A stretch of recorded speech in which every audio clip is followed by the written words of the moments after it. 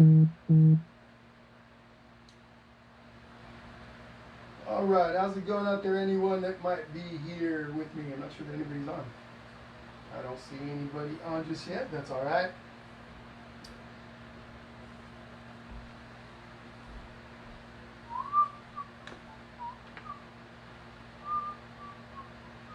Just trying to get myself situated. Okay, we got one person watching. Whoops, got lower the volume on that thing.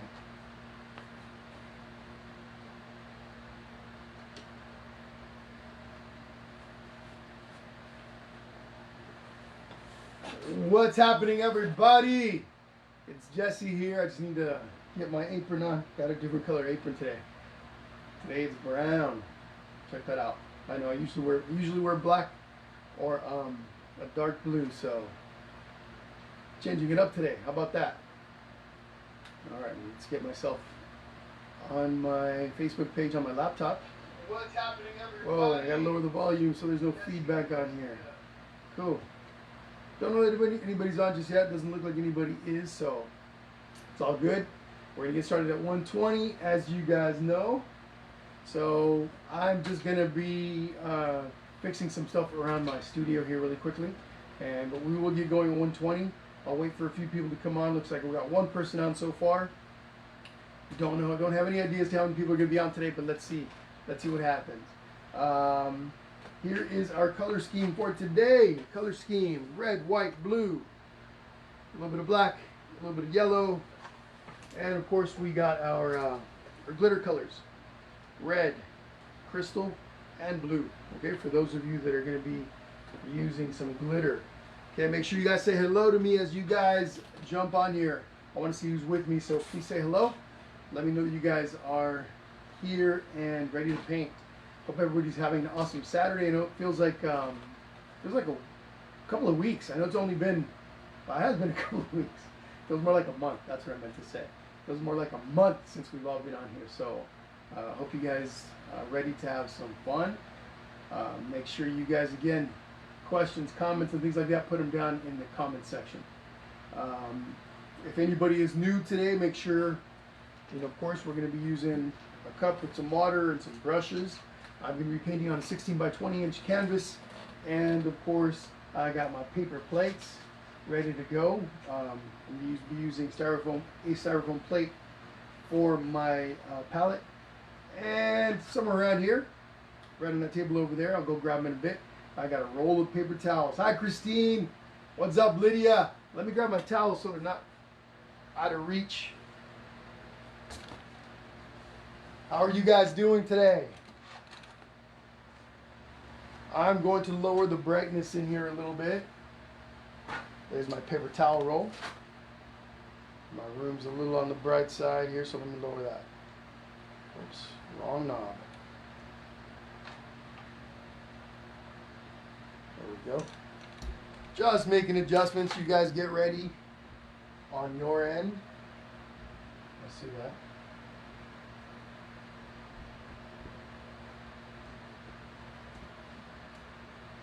So who's looking forward to today's painting? Hope you guys all are. All right, I got 6 people on here. Who else is on with me today? Hi, Adriana. Yeah, Christine, it's pretty warm. I think yesterday it was like 106 over here in Hemet, something like that. Yeah, I heard it was 106, so I'm not sure. Maybe today's gonna be just as hot, but it's already pretty hot. I got my air conditioner blowing, I got my fan going. It's pretty hot. How hot is it wherever you are, Christine? Hey Adriana, how hot is Arizona? That's the question. That's what I want to know. How hot is it over there in Arizona? Yeah, it's gonna be a hot summer, I think. So, but anyway, guys, once again, for those of you that are just joining, we got red glitter, crystal glitter, and blue glitter. Okay, for those of you that are gonna be using that. If you guys don't have glitter, don't worry about it. And then, of course, again, we got our color palette. Try to get that a little closer to the camera there. We got red, white, blue, yellow, and black. Did you guys all get a chance to watch my video tutorial on how to draw the cannon? Hope you guys got a chance to see that because it shows you how to draw it. I am going to be showing you guys how to do that today, so don't stress if you didn't see it. We're going to do that together, but if you guys got a chance to go over that, it'll make today a lot easier if you guys got a chance to practice. So, oh, Christine's in Moreno Valley. Okay, 100. Okay, cool. Not cool. What's up, Burial and Zandra and Marilyn? Hi, Marilyn. Hi, Zandra. Hope you guys are doing awesome. Like I said earlier, it feels like a month since the last time we painted together. I know it's only been a couple of weeks, but it definitely feels like a lot longer. Do you guys have any questions about the paintings that we're going to be doing next week and the following week? I don't have them here in front of me, so I can't show them to you guys. But we got the mermaid at the end of the month, and then I forgot what we're doing in the middle of the month. I think it's a water scene. Oh, the purple with yellow, and I think what other colors are in there? Red, the really vibrant palm tree beach scene. Yeah, that's the one we're going to be doing next week. So if you guys have any questions, please let me know. We got about 7 people watching today. I'm going to be doing another contest today. The contest today is, okay, so just like last time, like we did, I don't know, about a month ago, for those of you that are interested in the drawing for this other piece right here, really cool. It's got a lot more glitter than the original one that I've got on the easel there. This one has a lot more glitter on it. For anybody that might be interested in winning this, taking this home, either I ship it to you or I take it to you, depending on how far you are from me. Please, not now, at the end of the day, at the end when we're all done with our session, you want to share your painting, right? And then you want to tag my Painting with Jesse page, all right? And then one of you guys is going to be taking this home in a raffle. So here's what you want to say. And I'll remind you guys again at the end of the session, but you guys want to say something like, hey, check this out. I painted along with Jesse at Painting with Jesse, or on his Facebook page at Painting with Jesse. I had a lot of fun. This is what I made. He makes it really easy to follow along. You guys should check him out. Something like that, okay? So basically you're going to be sharing your painting. You're going to be tagging my Painting with Jesse page. So if you don't already, please make sure you guys follow the page, like and follow the page, and then you'll be able to tag me in your painting. And this way, anybody that sees your painting, they can click on the link and they can come to my page and see what we do over here, okay? So again, I'll remind everybody at the end of the session, but whoever, I'm going to be doing it as a raffle probably tomorrow or later in the week. Somebody's going to take this guy home, okay? So anyway, like I said, I'll remind everybody again. What's up? What's up, Becky? What's up, Yenny? How are you? How are you, ladies? I hope everybody's doing good today. Like I said, I know it's pretty hot. Looks like, according to Christine Hubbard, it's already 100 in Moreno Valley. Yesterday was 106 in Hemet, so pretty dang hot. How hot is it in, let's see, Yenny, I think you're in Paris, right? So it must be pretty close to Moreno Valley. What about you, Becky? How hot is it? I'm not sure, Becky, where do you live? Rebecca Martinez, where do you live? What city? I don't remember now. But let me know how hot it is. I'm interested in knowing if anybody's suffering more than I am. It's pretty warm over here. All right. So anyhow, guys, it is, what time is it? We got 1:10. So 10 minutes to get going. You guys get yourselves nice and ready. I'm going to be switching, like I do, switching everything over to the front. I don't have my drink right now, so at some point I'm going to have to take a little break and go grab it. Maybe I'll do that before we get started, because I need my little refreshment, right? I need my little refreshment. Otherwise, I'm gonna be burning up in here. Okay, there we go. Excuse me. Gonna come around. I put my laptop on the other side so I can see your guys' comments when we start to paint.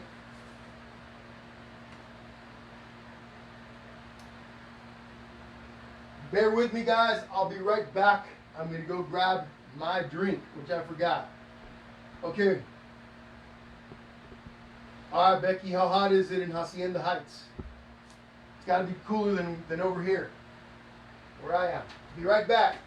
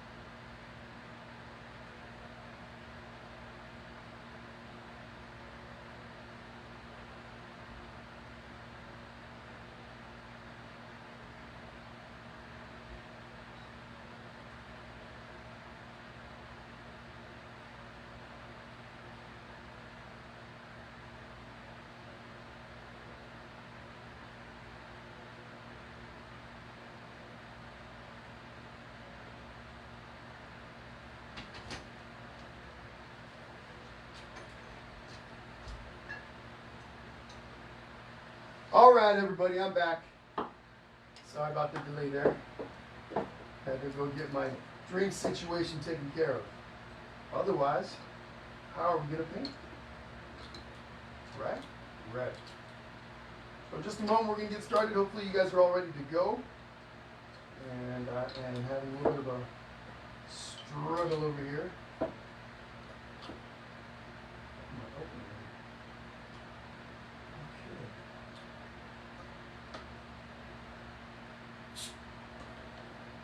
There we go. I'm going to be drinking a little shock top.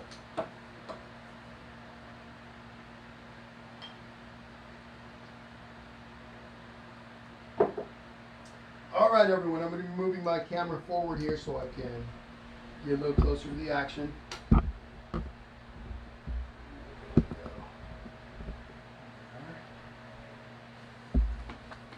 So, what are we going to be doing first? We're going to be painting the background, right? As we usually do. Okay. Oops. Hold on. Back. There we go. So we're going to be doing our background first. Red, white, and blue. We're actually going to paint the entire canvas white first, so that we can then later come in and add the blue and the stripes. But the entire canvas is going to be covered in blue. Okay? So that's what we're going to be starting with here in just a moment. So start getting that white, your white color ready. For those of you that weren't here earlier, here's our palette. Palette is red, white, and blue, black, yellow. And then again, of course, we got our glitters. For those of you that are going to be using glitter, we got the crystal glitter, and we got some blue glitter, and then we got some red glitter. Okay? Make sure you guys have your paper towels handy. Very important, right? There's always messes that happen. Let me switch out my canvas. So, pretty obvious, right? But the canvas today is going to be horizontal. We're going to be working horizontally. Of course, you guys can do it vertically if you'd like. Not sure. I'm sure that would work just fine as well. But we're going to be doing the horizontal. We're going to be doing this painting in horizontal fashion today. All right, what time do we got? Looks like we're 5 minutes away. Okay, just continue getting everything ready here.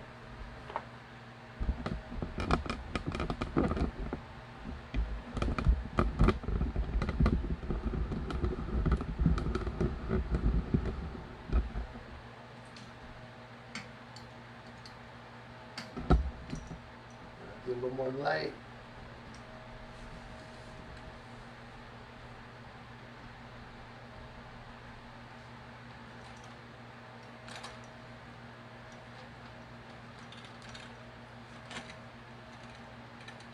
Just adjusting my lights over here in the background, folks, so you guys can see what I'm doing when I start to paint.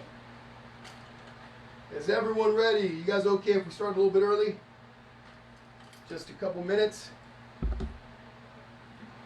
Again, we're going to be starting with our white color.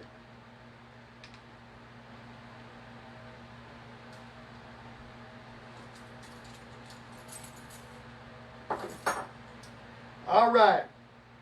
We're going to go ahead and get started, everyone. So, actually, I need to lower the camera just a little bit more.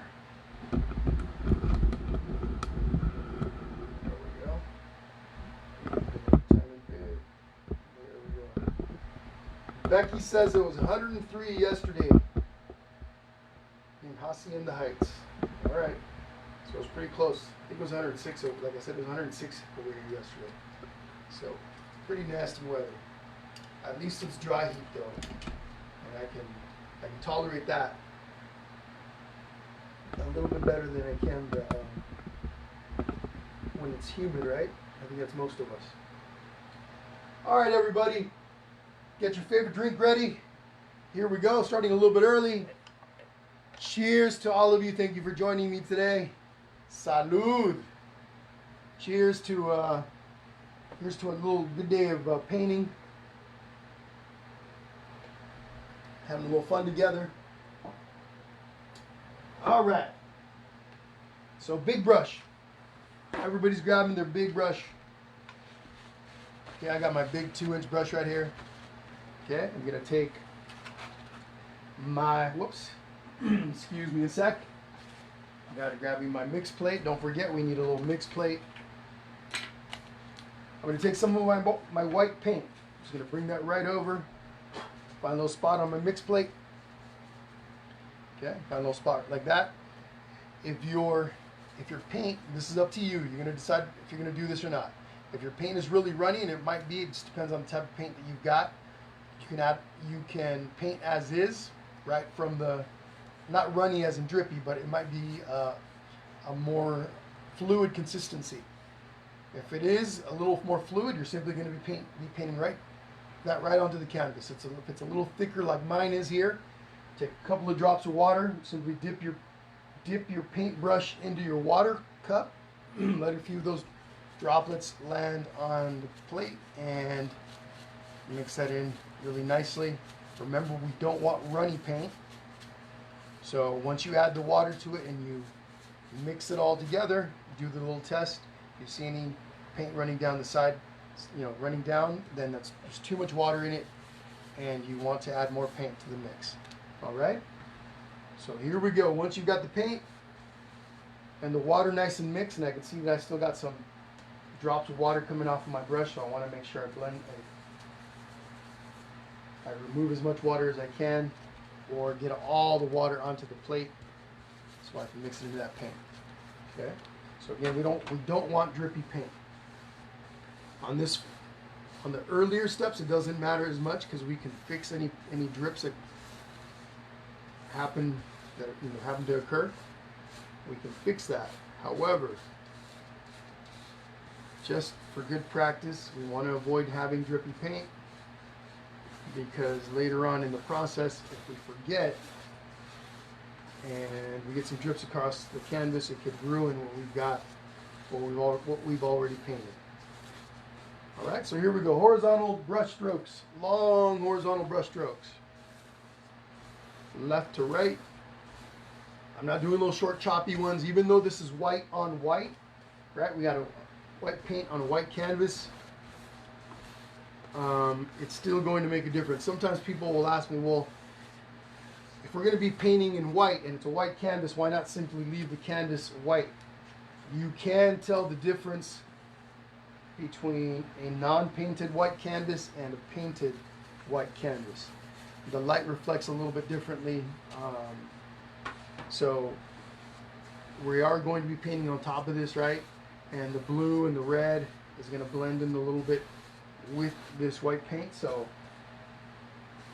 you want to paint the entire front of this canvas in white.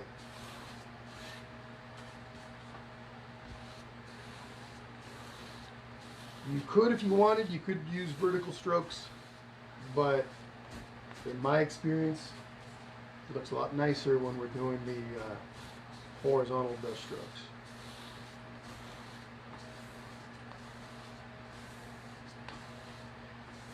So again, the entire canvas from top to bottom.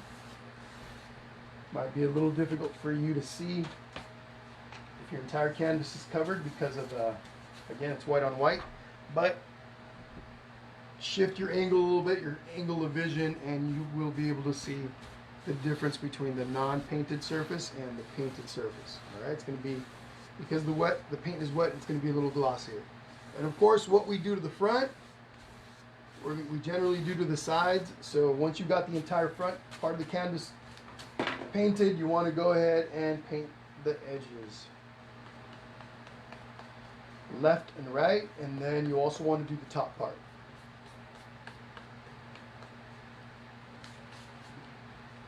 So along the top here, I'm going to raise that up for a little bit. So go across the top.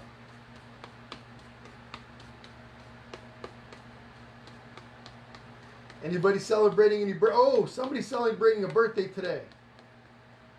Jennifer, I don't know if Jennifer's on here. Jennifer Lopez, if Jennifer's on here, happy birthday. I do believe it is her birthday today, so let's wait to make sure she's on. before we say happy. Actually, let's say happy birthday to her anyway. If she's not on, I'm sure she'll come on and maybe watch this at a later time. But Jennifer, happy birthday to you. Sorry, I came over to the other side, all ninja-like, and I'm painting the right edge.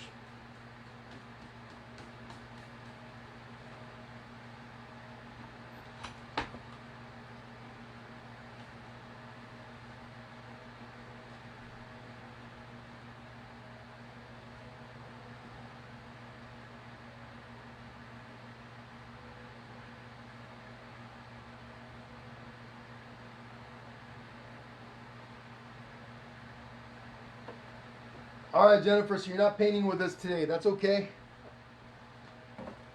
Sounds like you ran out of canvases, huh?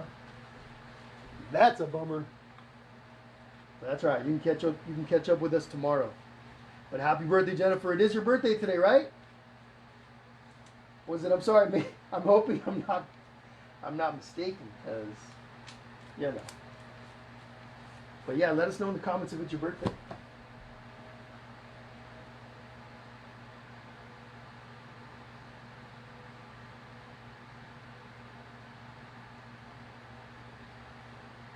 All right, guys, so work on covering your entire canvas. If you're not done yet, you want to work on that part. Make sure the entire front of the canvas is painted. I think I need some more white paint.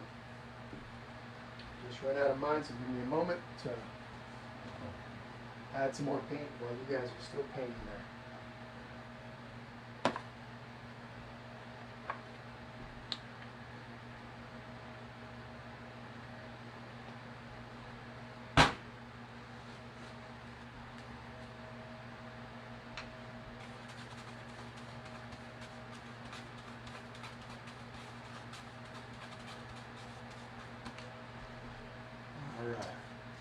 I noticed over here I had a little bit of an area that wasn't painted, so making sure I got that all covered.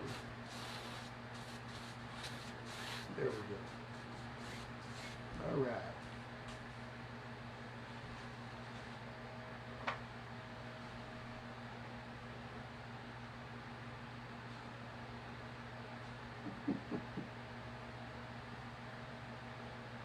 So Jennifer, you didn't answer the question. Is it your birthday today? I think Jennifer's being shy. Oh, and Jeffrey Dar says it's also his birthday. Yeah, I don't think it is. I don't think it is Jeffrey Dar's birthday today. I think Jeff's back in early May, if I'm not mistaken. Yeah, Adriana, exactly. This is a white horse in the middle of a blizzard, of a snowstorm. That's what we got right here. Look at that. Easy, right? We make it look easy. A white horse in the middle of a snowstorm. Check that out. Boom. I'm only asking $10,000 for that piece. Okay? For anybody that's interested, let me know. Cash only. All right, everyone.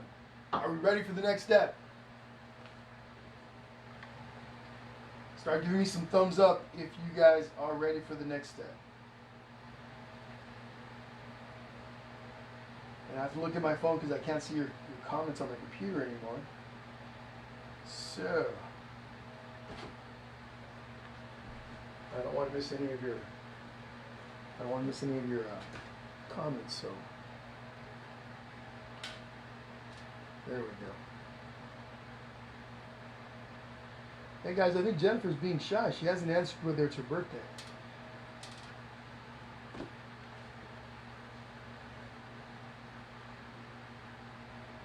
All right, moving on, everyone. So, we have an entire white canvas in front of us.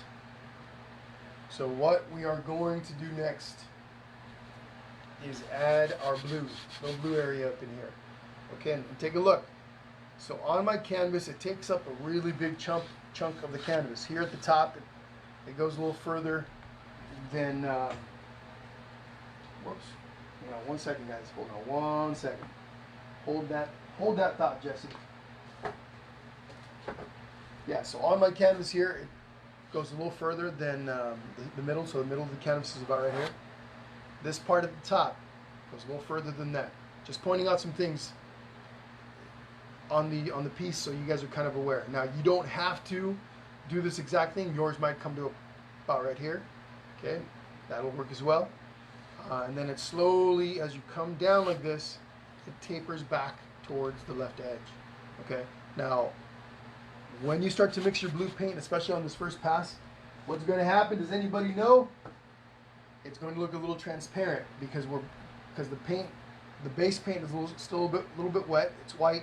The blue and the white are going to mix. You're going to have a little bit of a light blue effect happening. Okay, so don't worry about that too much. We're gonna do this.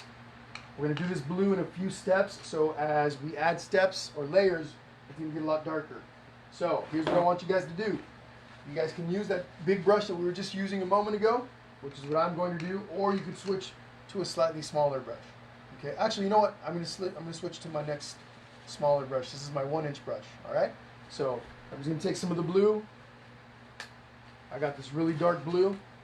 Bring it over to my mix plate.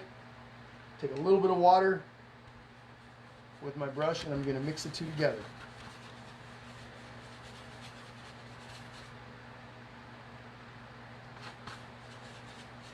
Okay, so there we go. Mix a little bit of blue, a little bit of water. And then what I'm going to do is I'm going to start right at about the middle of this, right. I'm going to raise that up. About the middle of the canvas. It's about here, so I'm going to come over and look to the right of that a bit. I'm painting with the skinny edge of the brush. And then what I'm going to do is I'm simply going to do this. Watch how I hold my brush. Watch how I kind of maneuver it around. Nothing fancy to this, especially not this step. Right now I'm just kind of creating my right edge a bit.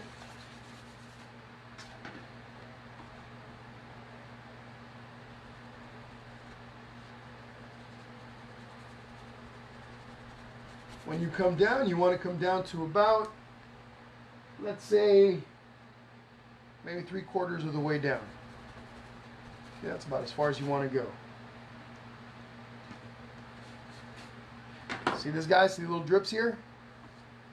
Sometimes that's going to happen because I got a lot of water on my brush. I didn't rinse it out. No big deal because it's still pretty early on in the painting. I can just do that. Okay? But again, you want to try to avoid that.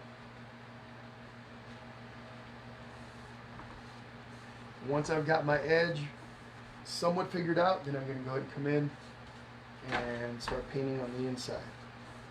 Again, this layer of paint is going to be a little transparent, right? You guys already know. For those of you that are painting today, I think most of you have painted with me at least a couple of times.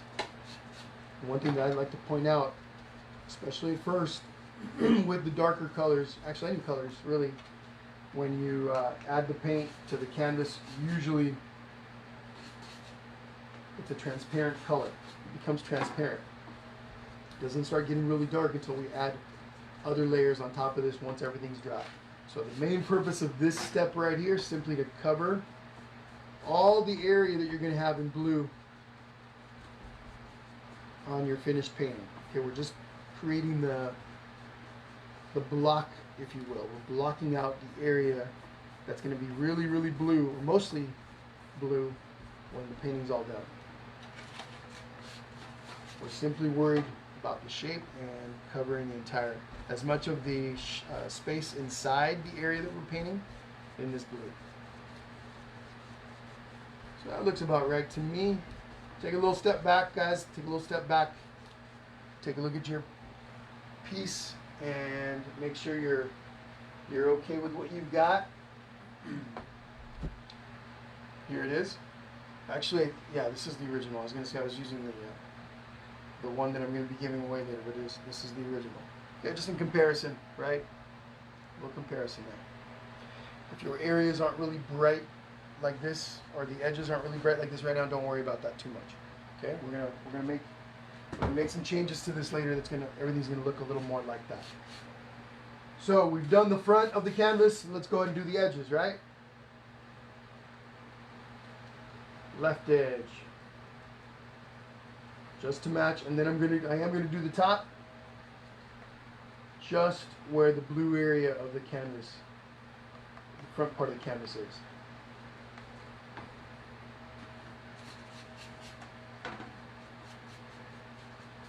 There we go. Okay. So that looks about right to me for now. That's all we need. Okay. So I'm gonna give you guys a few minutes to get that done.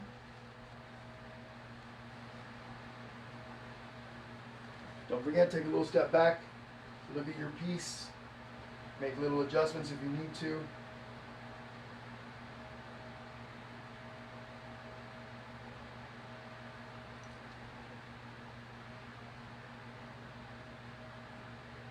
In a moment we're going to come in with our red stripes.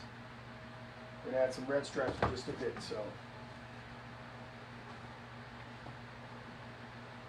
Hi Donna. Hi Carol.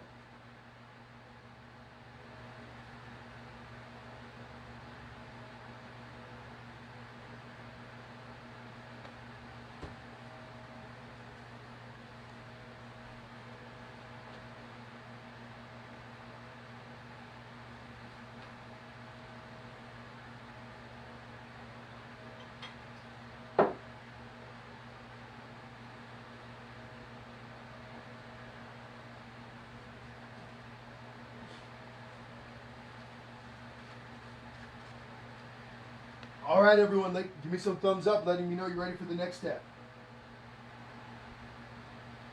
Let's see those thumbs up.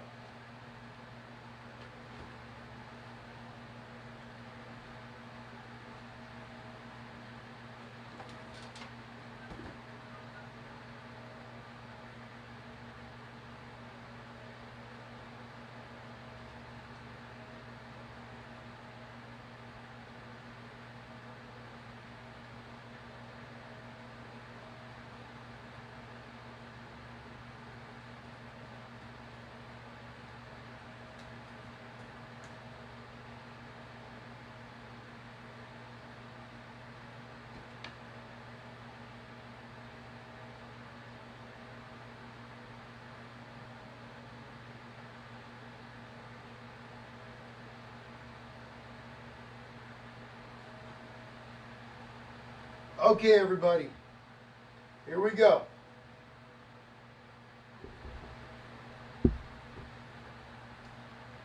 Here we go. Okay, so now I'm switching brushes here.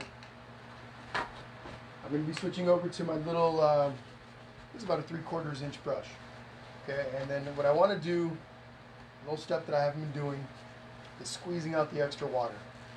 Okay, I want to squeeze out the extra water. I usually do this step first. I didn't earlier today, and so we got some drippy paint. No big deal. So squeeze out the extra paint. Here's what you're going to do. Now this is a really light process. Okay, what I mean by that, it doesn't require a lot of paint.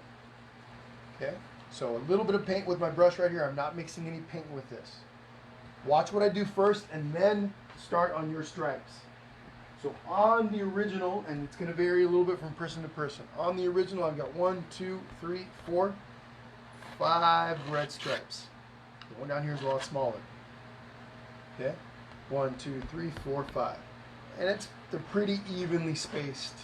I didn't go and take a measuring tape or a ruler and try to figure out the exact space in between. Don't worry too much about the steps. Simply lay down your first stripe, about right here.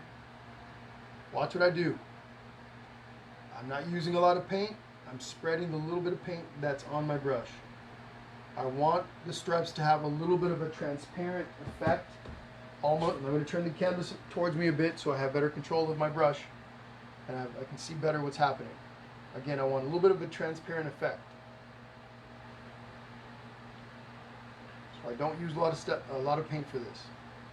By using a little bit of paint, again, it looks transparent, and it creates, it's almost like you got these red clouds or red colors up in the sky.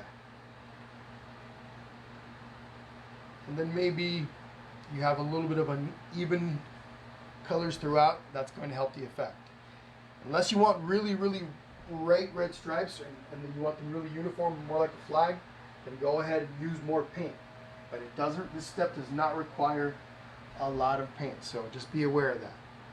Okay, a little bit of paint goes a long way, and that's what we want right here. A little bit of a transparent stripe. Yes, we're going to have a tree over here, so it's going to cover up a lot of what's over on the right-hand side. We want to go ahead and make take our stripes all the way across anyway. All right? Hope that makes sense. Next stripe. Again, a little bit of paint on my plate. Just a little bit, don't need a lot. And then what I'm going to do is I'm going to maybe space it out about 1.5 inches, 2 inches. And again, I start with my stripe.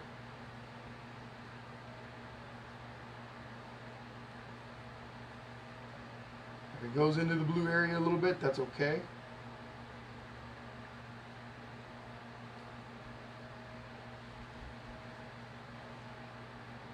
Again, we're looking for some transparency in the color, so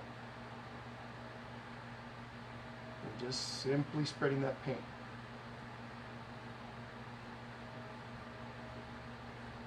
All right? And you want to try and make them pretty straight. They don't have to be the exact same thickness. They can vary a little bit. They don't have to be straight. I probably would say that it would be better if they weren't perfectly straight, perfectly uniform, because it makes it look more natural, like it's something up in the sky. If you make these lines too straight, they're going to look more like an actual flag, right? So again, the choice. These are just my thoughts. You guys can make your own choices, and you know, it's your painting. So whatever you decide that you want to do with it is perfect. It's perfectly fine.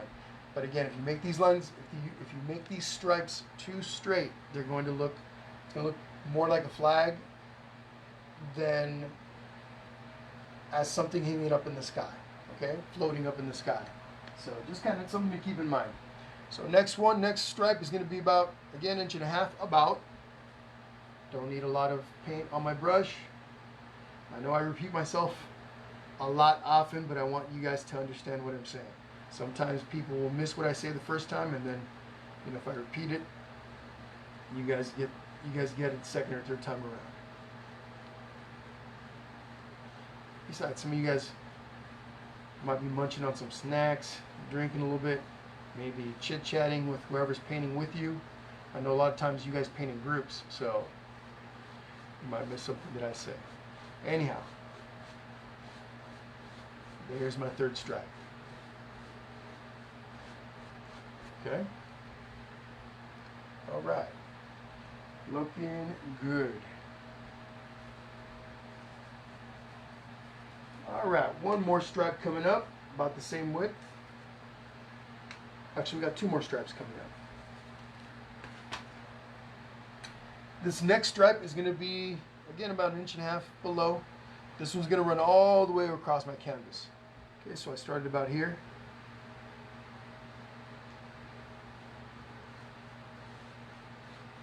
Sorry guys, in a second I'm going to look to see if anybody's asked me any questions, okay? So bear with me if you asked a question.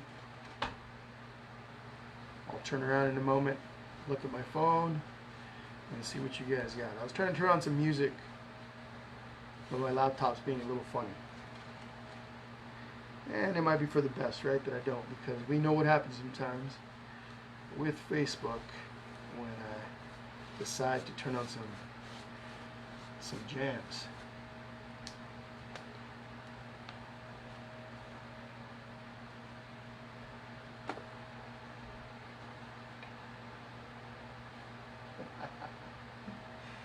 Yeah, Jeff, I know. So Jeffrey Dar, he's hanging out in the comments. He's painted with me a few times, and I must say, Jeff suffers from OCD. It's okay if I diagnose you with OCD, right, Jeff? As a non-psychologist, as a non-expert, I'm going to diagnose Jeffrey Dar as suffering from OCD. He said in the comments that for the stripes, he would have pulled out a ruler. I know. It's all good. Probably would have worked okay anyway. And then the other thing with Jeff is that when he's painting, he's painting with me in person. And as I walk around and look at people's paintings, I like to yell out, amazing, fantastic. And then he says to me that I'm just humoring him, that, you know, that I'm not being honest and blah, blah, blah. Anyhow, that's Jeff. That's Jeff for you. All right, last line. Now this last one doesn't have to be super thick. It could be a nice little thin one. Obviously, this is going to be kind of where the ground is. You might cover some of this up. We're going to have, right about in here somewhere, we're going to have the cannon. So don't worry too much about how thick you make that one. Let me turn this thing around like this. Make sure everything's still in view. I'll back it up a little and then move it over. All right, there we go. Everything's within view right there. Cool. When you're done with your stripes, take a little look at them. Take a little step back.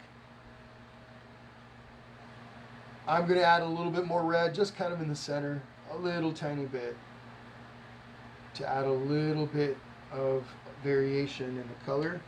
So just like that.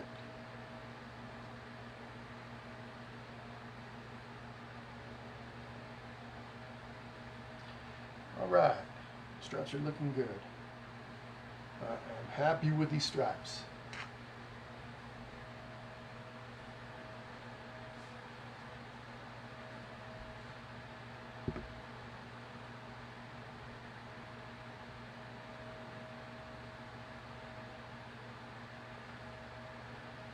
I'll leave you guys to work on those stripes for a little bit, about 5 minutes or so.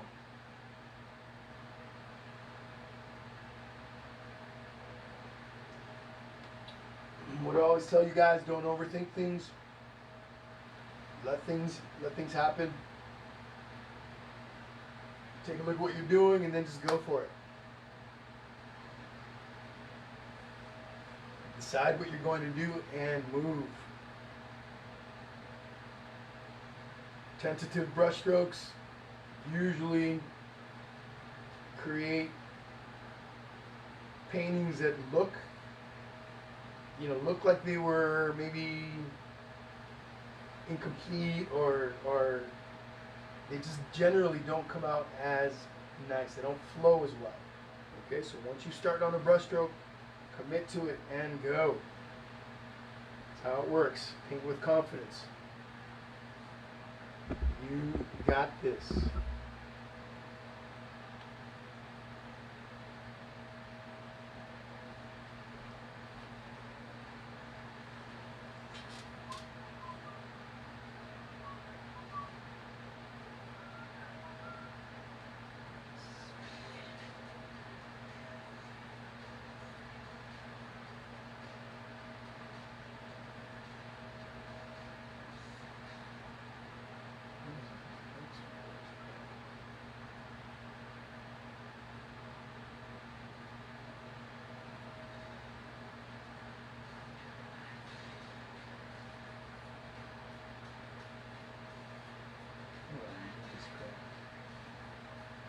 Sorry guys, I was talking to myself.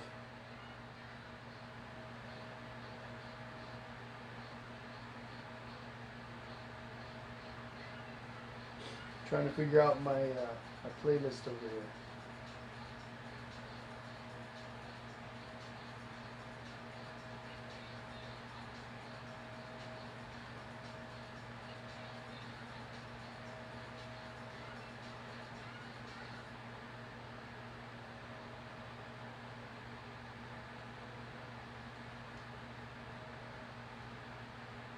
Backstreet Boys popped back up, and I was like, nope.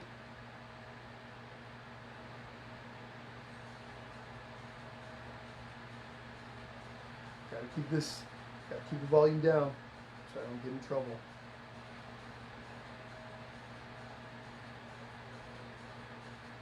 If it gets too loud, let me know. All right, guys, how are we doing? All right, Jeff, have a good one. How's everybody doing today? How's everybody doing right now is the question. Are we ready for some more stuff? Are we ready to move on to the next step is the question. By now your blue, especially with that as hot as things are right now, it should be nice and dry to the touch. What I want you guys to do is this. We're gonna add a little bit more blue here. It's gonna be on our edges. You're going to take a smaller brush. I'm taking a little 1/2-inch brush right here. Okay? Take a little bit of blue, which I've already got here on my plate. Actually, no, I need to add a little bit more. Take a little bit of white. Little blue, little white. So what you're doing is you're creating a slightly lighter blue than what you've currently got on the canvas. You don't want to mix the colors really, really well. You want the blue and the white to kind of, you want to see a little bit of a, you want to be able to see both colors, almost like a swirl mixture of the two. Then what you're going to do is you're just going to come over here to the edge of your blue and go like this. This will all make sense later on, but for now I just want you to come in here and do this with your brush.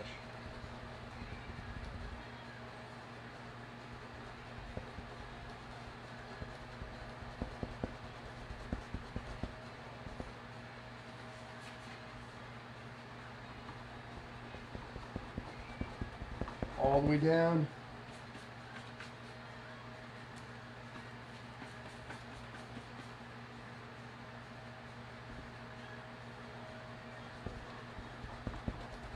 You just want a lighter edge of this white.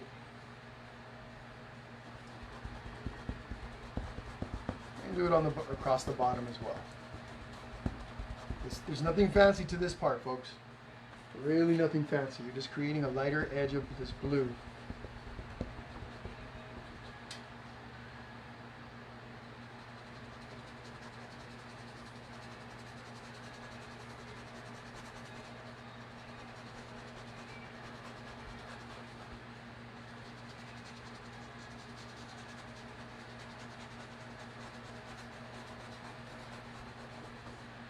Just like that.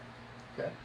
So we got a regular blue area over here, the one that we did, the same color that obviously the color that we used on the first layer of paint, and then we just created a lighter section over here on the right hand side.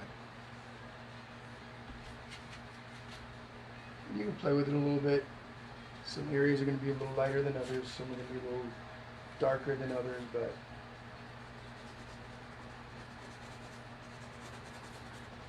you can play around with this a bit.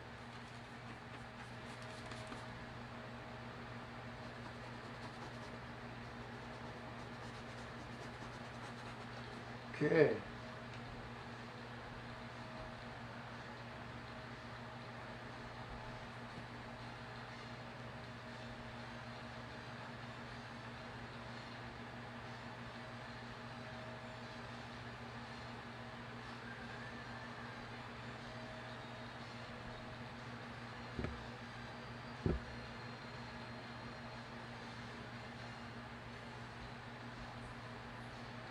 I'll leave you guys to work on that for a minute or two. Again, don't stress. It's nothing fancy. There's nothing to it. All you did was take some blue and some white mixed together and then just created a lighter edge there on the side.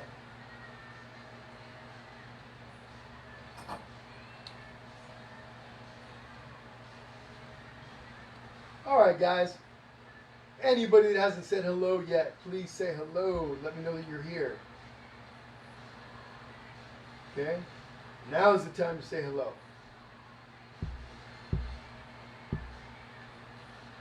Hi Vanessa. Again guys, I want to thank you guys for joining me on Saturday, on this awesome Saturday. Just to give you guys a little bit of maybe a preview of stuff that's coming. Well, I don't have a lot of detail. I'm going to be adding some services and stuff to my Painting with Jesse page, maybe some one-on-one painting lessons through Zoom, maybe some workshops, some more detailed workshops where I open them up to just a few, maybe 10, 12 people at a time, so that it's easier to teach you guys, maybe through Zoom, where I can see your work while we're all painting together. Something like that. I'm also going to be offering painting kits for kids, maybe even adults. All this stuff is all something that I'm working on. Works in progress, ideas in progress. But I'm going to be doing painting kits, things of that nature. So little workshops, just expanding on these live events. So something to be looking forward to. I'll provide information as things develop. Hi, Kathy. Kathy Barnes, are you painting with us today? Anyway, I'll provide more detail later on, or later, as, like I said, as things develop. All right, everybody. So let me put the original back up here. Okay. So the next thing that we're going to work on is the ground. We're going to create this black area down at the bottom. Okay. Watch. Obviously, we got an angle that comes down, dips down here, and then it comes up. Okay. Then we're also going to start adding the shape of this tree here. Probably the trickiest part of this entire painting is going to be the tree. Okay, so pay close attention when I'm talking about that. Yeah, this is going to be a little tricky, but if you practiced with the tutorial that I posted a couple days ago, you'll probably be okay. I am going to be doing this freehand, and you guys will be able to follow along if you didn't get a chance to practice, but the practice part of it would have helped you out a bit. Anyhow, so what we're going to do now is we're going to create this black area down in here. Then after we work a little bit on the black, we're going to come in and add some yellow, and then we're going to add some more blue up in here. Okay, so we're not done with the blue area just yet. We still got another layer of blue to come in and add. So don't stress if your blue area isn't all super solid or anything like that. If it doesn't look like this one here, we're not there yet. Okay, as far as this section up in here. So what we're going to do now is work on that blue, the black section, the black ground area of our painting.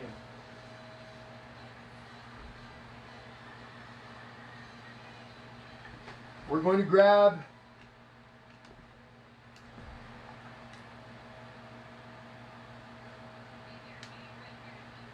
Hey LaShawn, are you talking about for something for work? I just saw your comment. Interested for a work event. You mean as it like a live painting paint party at your work? Is that what you mean? Because I am starting to do those again pretty soon here. I know COVID, we guys still got to watch out for COVID and everything else, but with some precautions, with some safety measures, smaller groups, that kind of thing for the in-person sessions. So anyway, folks, here we are. So here's what I'm doing. We'll talk about that some more later, or I'll provide details later on. So I took some black, put it on my plate, added a little bit of water to my mix. Okay, a little bit of water to the mix. This black paint that I'm using is really, okay, Zoom event. Okay, yeah, we'll talk, LaShawn. Definitely, those are going to be things that I'm going to be offering here pretty soon. So, absolutely. All right, so here we go. I'm going to start with the floor. The ground, I should say. I'm going to start from about right here. I just came up about 3.5 inches from the right edge of my canvas. I'm going to do the outline first. So I come down. Keep in mind we're going to have that cannon that sits on top of this area, and then it's going to come up. Okay. Once I got this down, then I go ahead and fill this all in, all the inside of it. I better tighten this down before it falls forward on me. Just going to cover all of this in black. Nice and solid. Try to get complete black coverage of this entire area, but if it's looking a little bit transparent on this step and you guys can't fix it, as let's say you're sitting here going like this, and you can't get rid of some of that bleed through of the canvas behind it, where you can see some of the white coming through. Don't worry about that. Just you can come back and do another layer of black later, and that'll take care of that. So on this first pass, all you're really worried about is covering this entire area.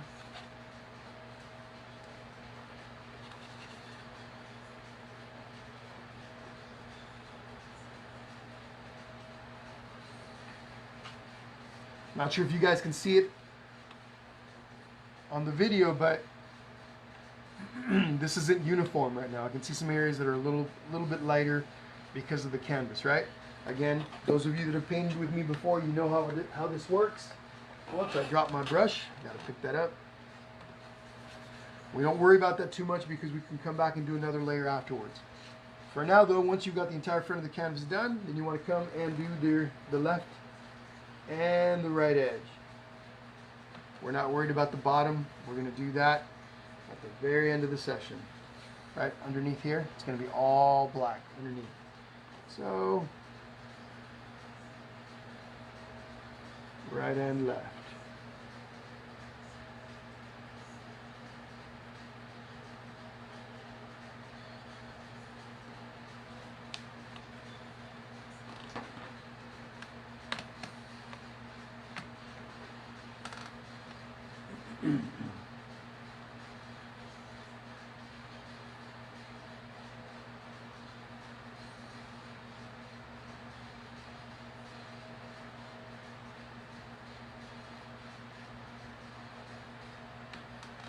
Okay, cool guys, so work on this for a couple minutes. Again, there's nothing fancy to this. The main thing that you want to watch out for is the angle. You don't want to go too steep of an angle, right?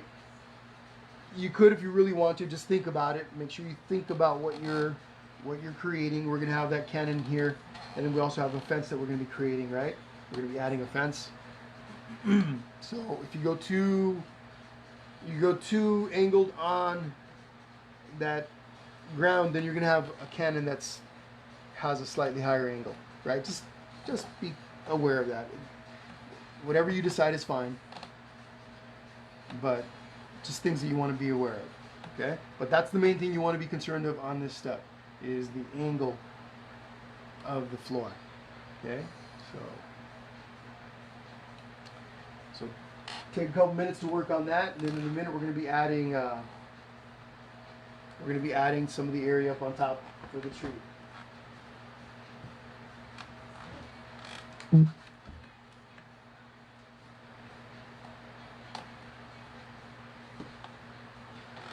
Check it out, guys. Look at this piece right here.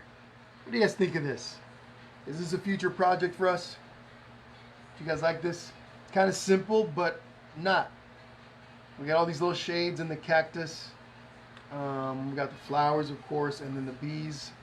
So anyway, just wondering, I did this piece sometime last year at the Garcia Center for the Arts in San Bernardino with a pretty large group, and it was a lot of fun to make. But let me know what you guys think. Maybe we'll do this next month sometime.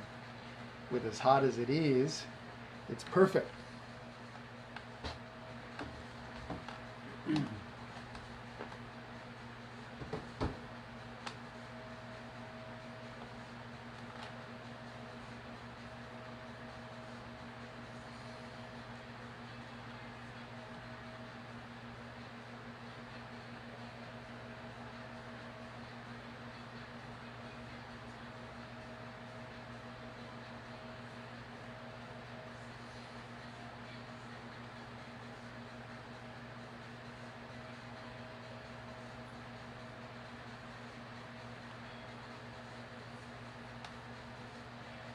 All right, on to talking about the tree up in the corner. So check this out, everyone. On this first step, don't want you guys to get too caught up on the little edges so much. All these little foliage, the leaves on the edges. Don't worry about that right now. We're not concerned about that. What we're going to do is we're going to create this top. We're going to block out this large area up in here. Okay, so you guys see how there's this big section here, like this, that comes down, and then so you can break this tree up into sections. So you got this section here, You got this section here. And then you got this.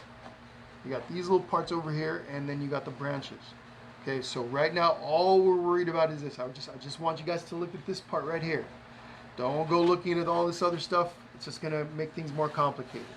So all we're looking at is this area right where my finger is. And we're not even worried about the edges right now. Okay, so watch what I do first. All I'm going to do is block out a big area in that upper right hand corner.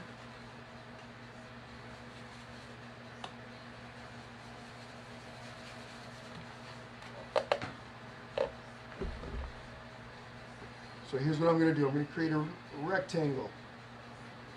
And this rectangle is probably going to be maybe 4 inches. 4 inches tall maybe. And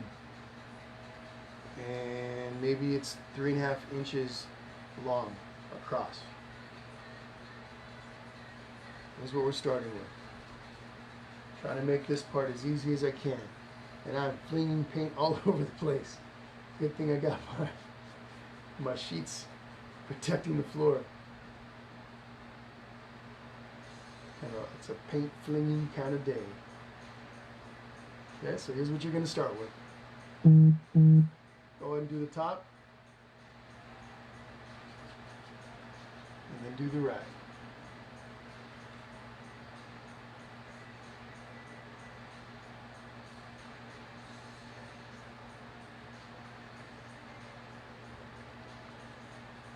Another thing that we're going to be working on here in the future is making kind of like welcome signs for the front of your house, like for the seasons. Like I'm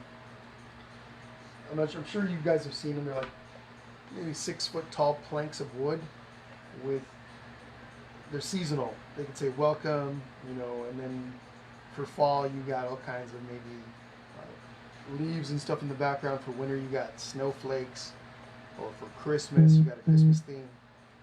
We're going to be working on some of that and stuff like that. Probably not till September will be the first one, and I'll give you guys plenty of time to get ready, get the supplies and stuff. But yeah, just something. We're going to be adding a little bit of a variety to things around here.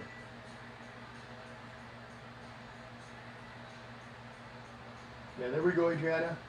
Perfect. So that's what we're going to be doing. Okay, so check it out, guys. Check this out, right? I got this big block right there. I'm going to start adding. We can even make this a little bit bigger. We can make this area a little bit bigger. So that block basically is somewhere in here, like this. Okay. From there, then once we got that area all covered in black, from there we can start adding some of the foliage on the left, the leaves. Here's how I do this. I'm going to switch brushes for a moment. Actually, no. I'm going to keep this, my 1/2 inch brush, and then I'll move to a smaller brush later. But here's what I'm doing. So, I'm simply taking the edge, the skinny edge of my brush.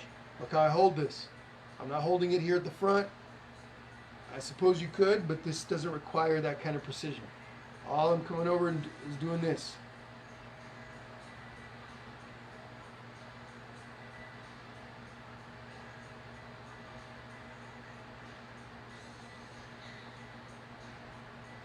Nice and slow.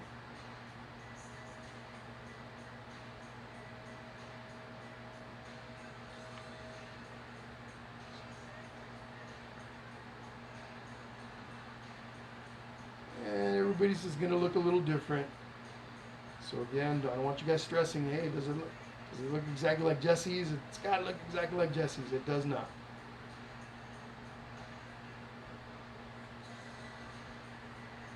Look what I'm doing with the brush. Okay? I'm just kind of moving it around back and forth, try to mimic my brush strokes a bit to get this little effect.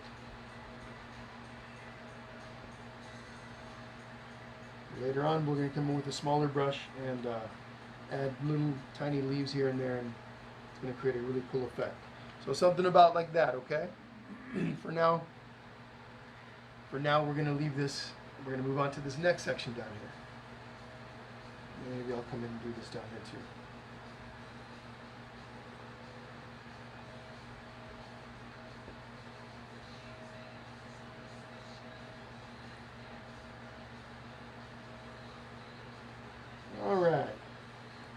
I'm going to leave it like that for now. You guys work on that for a little bit.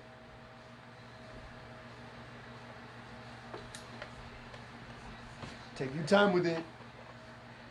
If you need to switch to a smaller brush for better control, please go ahead and do so.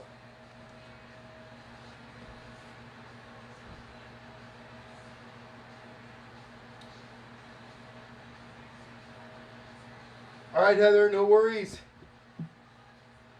Have a good day.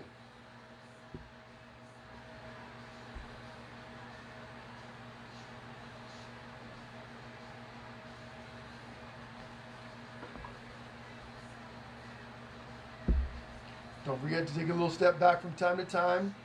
Take a look at your handiwork from a bit of a distance.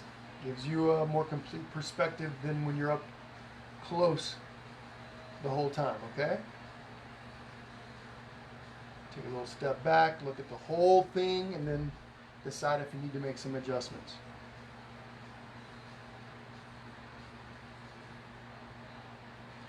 Okay. So again, I'm done here for a moment. Go ahead and work on that for a bit.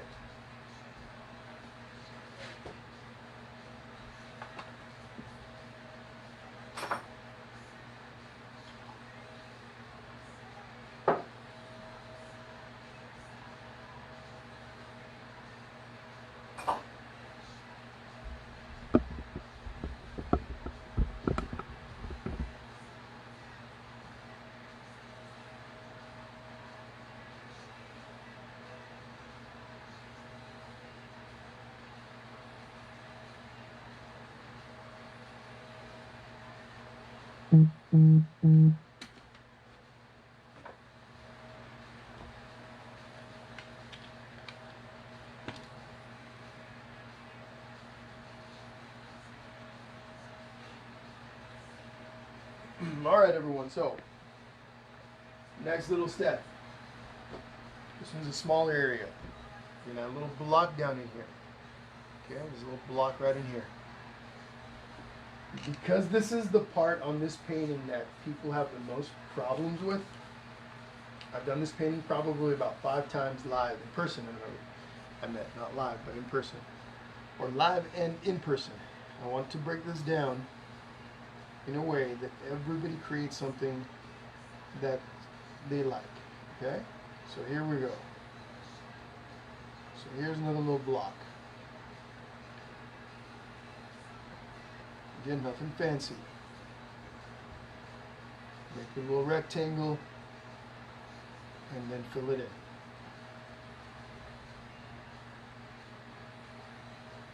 So go ahead and do that.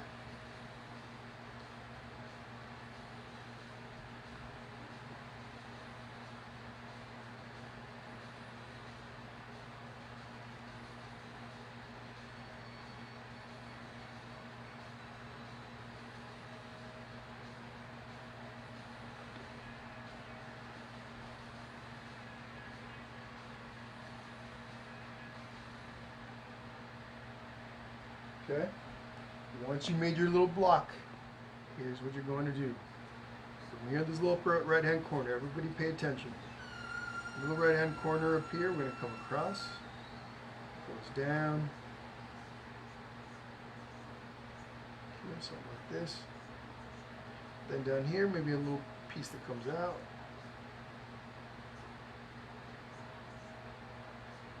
Underneath. I'm just making the edges a little bit rougher.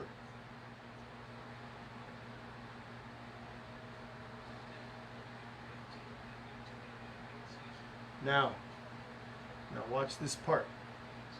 In between these two sections, obviously they're going to connect, right? It's all part of the same tree. But you don't have to connect every single piece of it. There's going to be little spaces in between.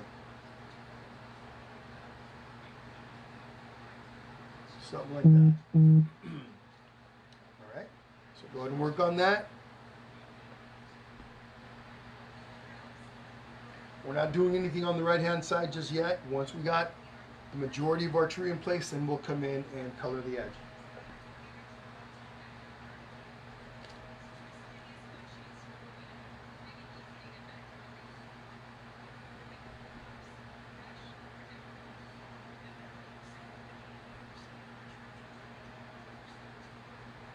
Just touching things up a bit. Again, watch what I do with my brush. Watch how I hold it.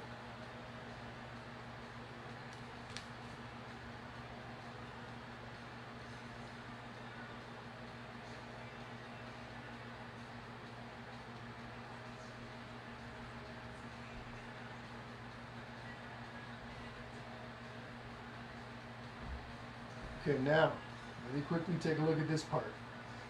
So from here, right across from this, right over here, I'm going to come over on this side. All I'm going to do is make another kind of a elongated blob in this case. Rough edges. Eventually all this is going to connect. Don't worry about connecting them right now.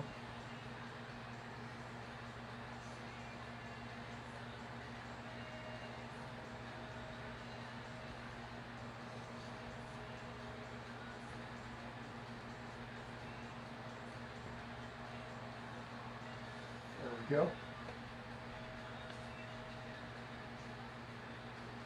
And then we're going to make one more right below that.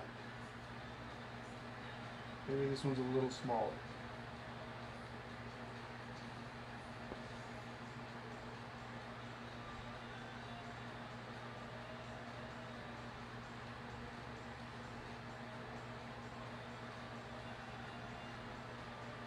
All right.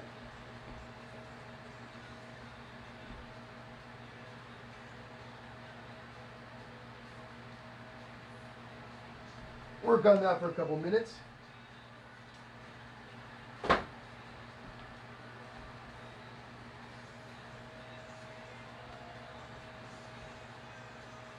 Hi, Crystal.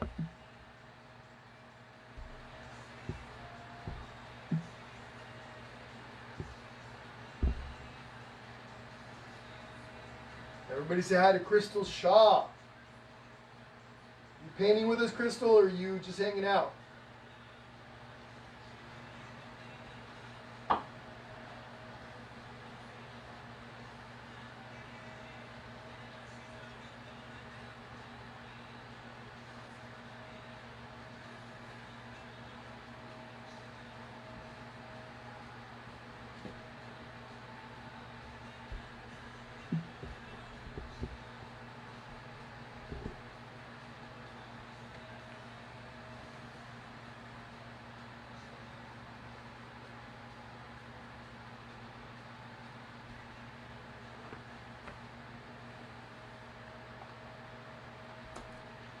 Also, I want to take a moment to remind everyone that if at any point you happen to, we have a glitch and the feed disappears on you, it takes about 2 or 3 minutes, maybe 5 minutes, but I'll be back. Just refresh your screen a few times, maybe even exit and come back to the Facebook page, to my Painting with Jesse page, and you'll see me. Okay, don't leave. Don't leave if you lose the video. Okay, just a little friendly reminder. Little friendly reminder.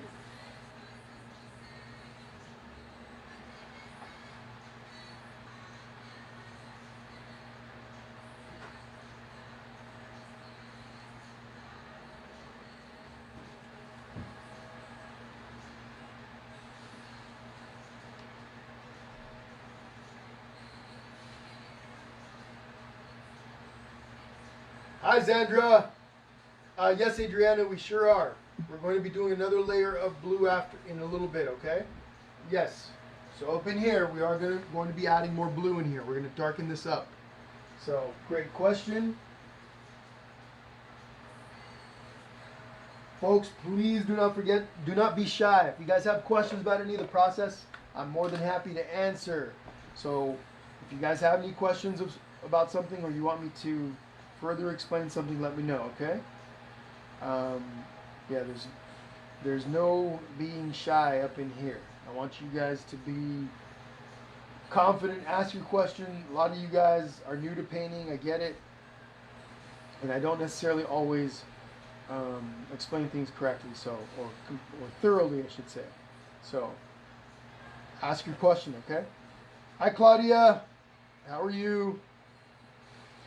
And guys, while you guys are all still working on your tree up there, I just want to send everybody a lot of beautiful hearts. These are all for you, to you guys for hanging out with me.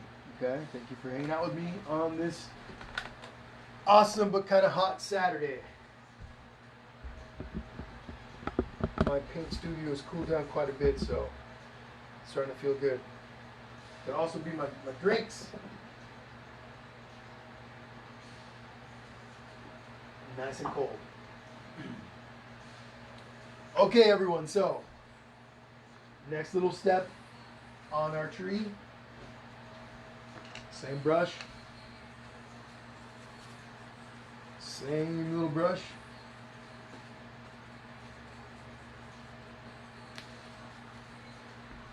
Okay, we're gonna do one more of these little, don't go down too low. Actually, you know what? I'm gonna stop right here. I don't want you guys to make the mistake of going too low and then you're not gonna have any room for your fence or your cannon. So for now, we're gonna stop on the tree section right there. Let's see. Yep, we're stopping on the tree for now. Okay? So, again, the reason why we're stopping is I want to make sure we don't go. I know some of you guys are making this really large. If you go too low, you're going to block your fence. Okay? You're going to maybe go into the area where your fence might sit or whatever. So for now, we're stopping on the tree right there. Okay. Next step. I want you guys to take your little tiny skinny brush. Little liner brush. Okay? What we're going to do right now is draw our cannon. Okay, we're going to start with our little cannon. A couple of things to notice. On my piece, the cannon sits almost in the middle, so about down in here. But it doesn't matter too much. Yours could be over to the left. Yours could be a little over to the right. Okay, maybe your fence is over on the left. No right or wrong. It's up to you. It's whatever you want. I'm going to make the cannon right here. So what I'm going to do first, I'm going to turn the easel my way. Okay, I'm going to face it towards me. I'm going to start to draw it. Then I'll turn it so you guys can see it a little bit better and get a better perspective. Okay, I know probably a good amount of you have already seen the tutorial that I did on the drawing part of this a couple days ago, but just in case, we're going to go ahead and go through this drawing process again. Okay, give me 1 second, guys, but be ready. Get your little liner brush ready. Don't be scared if you guys, are feeling a little bit tentative about this. Don't worry too much. You guys got this. I believe in you. Okay, so don't freak out. We're going to go slowly through this. Maybe, this is one suggestion, if this is the first time you're going to be drawing the cannon, maybe draw it or paint it on a piece of paper before you do it on your canvas. Okay? That would be one way to get a little practice in. So again, I'm turning this towards me so that I have a better angle. Otherwise, I may end up with a crooked or deformed cannon. This just makes it easier for me to paint. So I'm going to paint here and then I'll turn it towards you. Little skinny brush, black paint with a little tiny bit of water. Again, don't want any drippy paint, so make sure you check. Once you mix the water into the paint, make sure you do a little paint check. Lift up your palette, make sure the paint isn't running. If it's running, then add a little more paint to your mix. All right, a little quick breakdown for those of you that haven't seen this. Always, whenever you're going to be drawing something, when you're trying to duplicate something that you're looking at, you want to try to break it down into its components. So we got 3 parts to this cannon. We got the body, which is basically a rectangle with a rounded corner up in here. We got a wheel that has a round part to it, which is part number 2, right? This is basically a circle, but because of our perspective, it looks like an oval or an egg. And then you got the spokes, which are basically straight lines. Straight lines converging on the hub. So that's how you break something down. And this is a simple object, right? There's not a whole lot to it. But again, you want to break it down into simple components. You look at the whole thing all at once and you're going, oh my gosh, how would I even start it? You start one piece at a time. In this case, we're going to start on the body of the cannon, okay? So again, big rectangle is what we're going to start with. So again, this cannon's about left. Keep keep in mind when you create this, you go over too far to the right, you're going to minimize how much space you have for your fence, okay? So watch my hand. I put it down on the table. I use it to support my drawing hand. I'm going to draw a little straight line that angles out to the left a little bit. Okay? Just like that. And let's say it wasn't angled enough. Let's say I said, too straight. I can just come over and adjust it. Just like that. So now this is my actual line, not that one. Okay? From there, I'm going to come over and I'm going to go draw a little vertical line, or not vertical, but angled line, diagonal line. Okay? Now I can do this one of two ways. The other edge I can simply come down and go straight like this, straight down. No.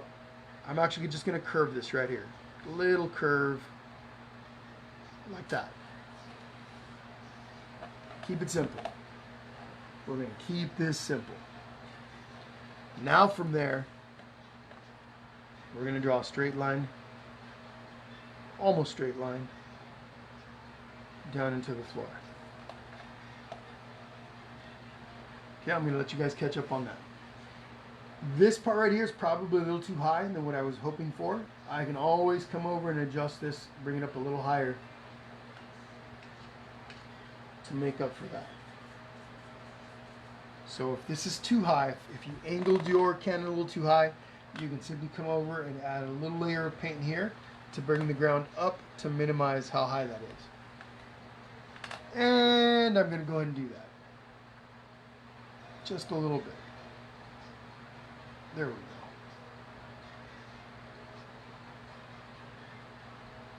Another way to fix that would have been for me to simply erase what I did with a paper towel and a little bit of water, erase that and start over, but this is a little easier.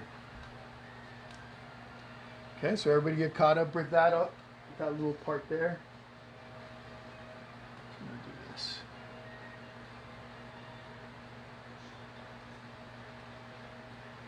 Next thing you're going to do, what else we got on this cannon?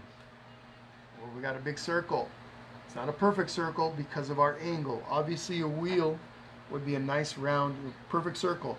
But in this case, because of the perspective that we're looking at the cannon from, it looks more of like an angle. Like an egg or an oval. Then we're going to start really skinny first on this line. We're going to make that line really skinny to start with. So, starting from somewhere about right here. Don't start in the middle. You want to start somewhere closer to the right edge. Mark a little spot.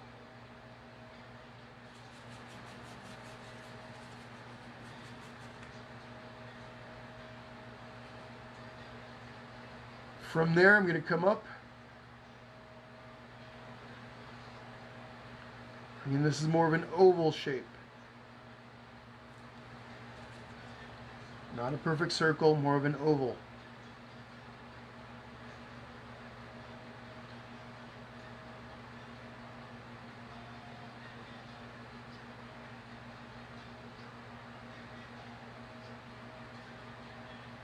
Okay? Now, let's look back at the original. Skinny on the far side. This is the part of the wheel that's closer to us, so it gets a little bit fatter. It gets a little thicker on this side. So skinny goes to wider.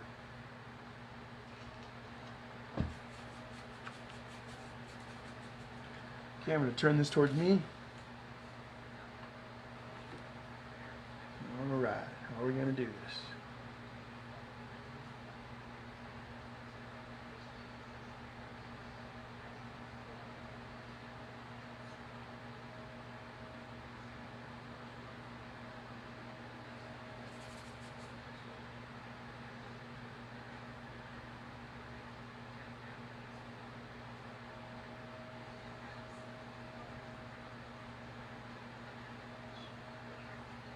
So I'm just making the front, again, the front part of this wheel a little fatter.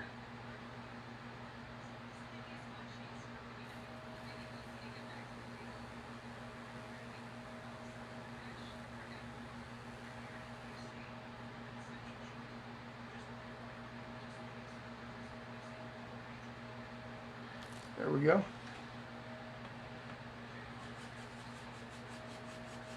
Before I add my spokes, I'm just going to go ahead and paint the inside of this, my cannon in.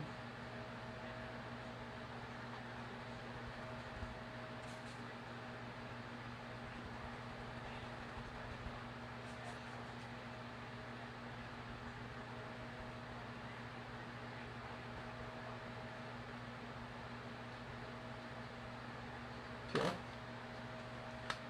Just like that. So I'll let you guys work on that for a moment. Make sure you ask your questions in the comments.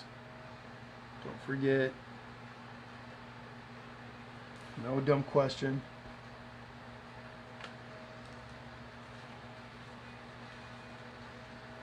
No such thing as a dumb question.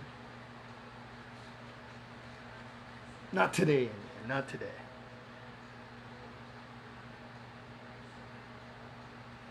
Just making a little adjustment to the left side of my wheel here. Making it a bit skinnier.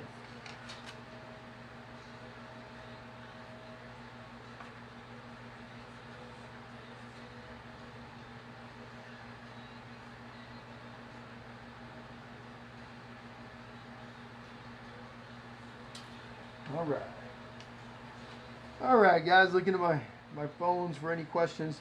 Hi, Donna, how are you? Hey, Donna, are you painting today or are you just hanging out? Don't forget, folks, for those of you that want to paint this later, the video is going to stay up, okay? The video will be staying up. So that's what we got right now. In a moment, we're going to add our spokes. Okay? Going to give you guys a couple minutes on that. I know it can be a little tricky.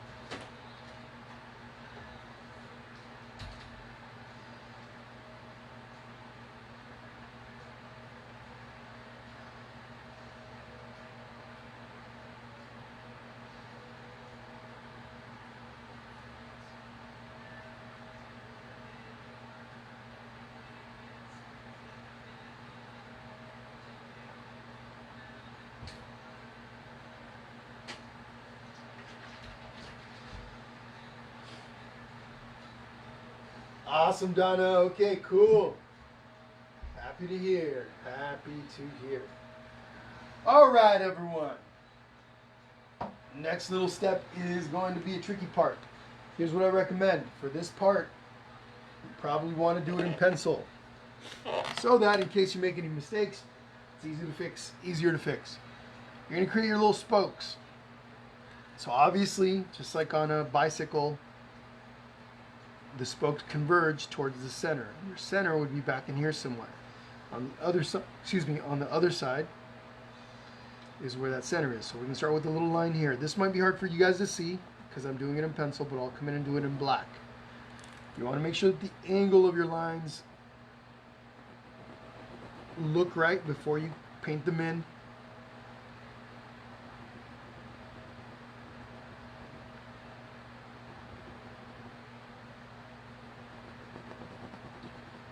So I've got 1, 2, 3, 4, 5 lines. If you end up with 6 or 7, that'll be just fine. Because I'm doing it in pencil, I can go in and erase if I need to, right? It makes it easier to erase. Once I got the lines in how I want them to look, I'm going to come in.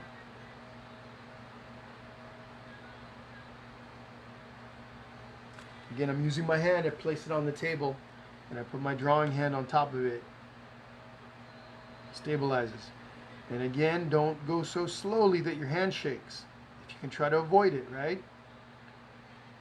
The more quickly you move through the motion, the easier it is. And my hand will shake a little bit too. right? If I go too slowly, but if you simply go, once you decide where your line's going to be, you just go.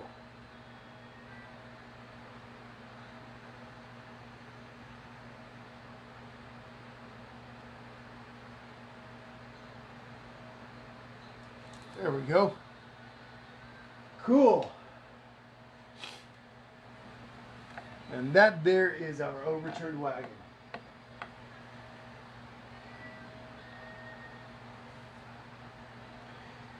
So what's the best way to clean black, Adriana? Simply take, especially right now that your paint is still fresh, take your paper towel, clean paper towel, dip it into your water. You can even use clean water if you want, and then go in and clean wherever it is. Just to show you, let's say for example that I've got this circle right here, right? And I'm like, oops, that's not what I wanted. I can come in here because it's still wet. I come in, I take a paper towel, add a little bit of water to it. You don't need a lot, a little bit. And then I can come in and do this. Okay, wipe it off. The sooner you do it, the more easily it comes off. You wait till it's dry. For example, if I come up into the trees, let's say I want to clean this up. That's already been sitting there for a little bit. It's going to be a little harder for me to take it off. It'll still come off, but it's going to be harder. Okay, and if I wait till tomorrow to do this, that would really have a hard time coming off. But that's basically how you would do it. Okay? Sorry, let me fix this.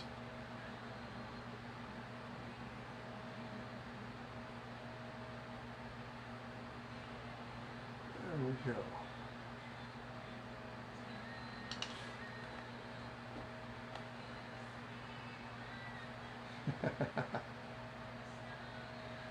It's okay, just like that, Adriana. Do it just like what I did.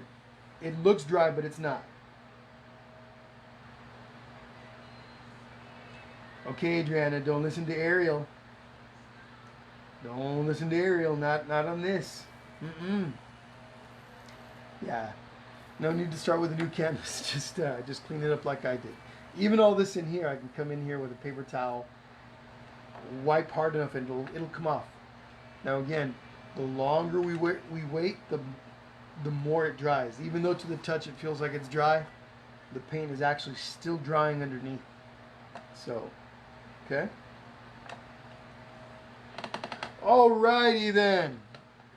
Does everybody have their cannon in place, and are we ready to move on to the next step? Give me some thumbs up letting me know what you guys think.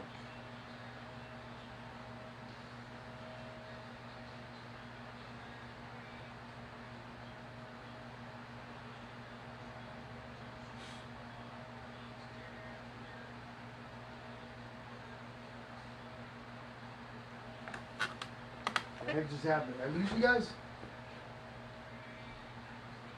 Whoa, that was scary.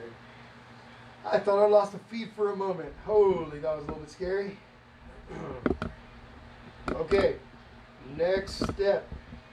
Let's work on that fence. So, let me point out some things on the fence. On the original, really basic. Skinny posts, skinny beams. They don't have to be perfectly straight. They can be somewhat, uneven because it is a fence that's made out of wood.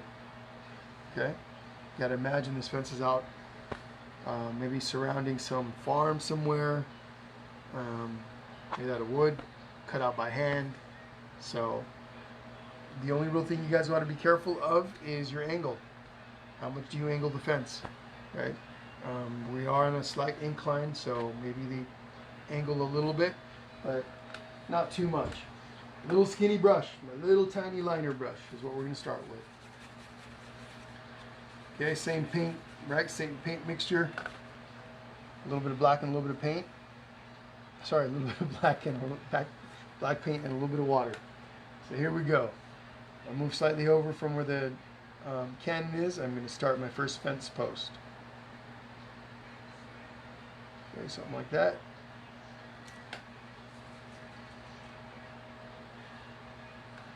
Next fence post sits a little over to the right of that.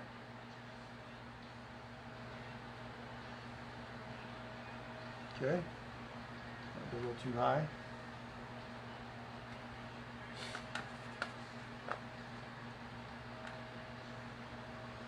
Have another one over here.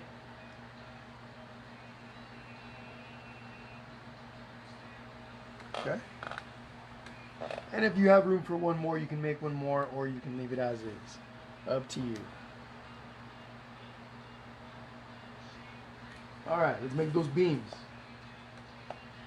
So, first beam starts over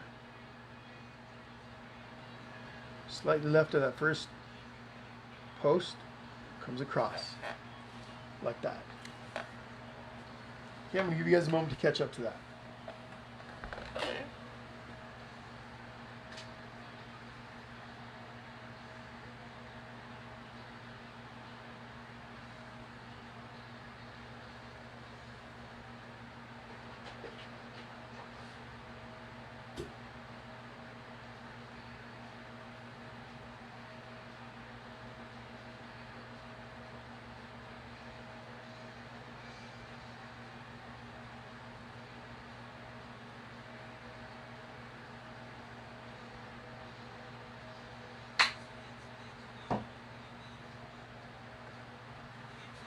Okay.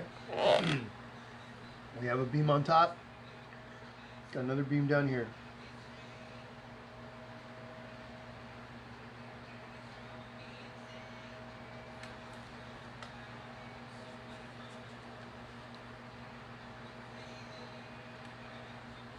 We have another beam over here at the bottom.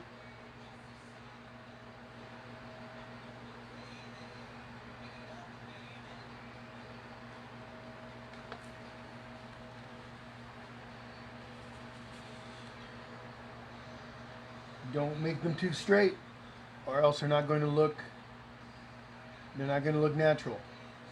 Okay, again, these are maybe wood beams, so fence made of wood cut by hand, like I mentioned earlier. So it's not going to be perfectly straight. Also, it's been sitting out there in the weather, hot sun, rain, etc. It's warped a bit. Who knows, right?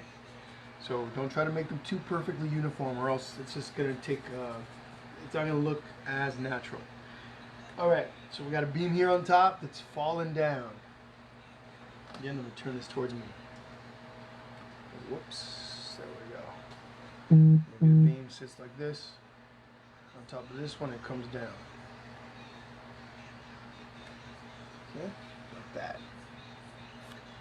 So that beam normally was sitting across the top like this, but fell down over time. Maybe the nail rusted and it fell.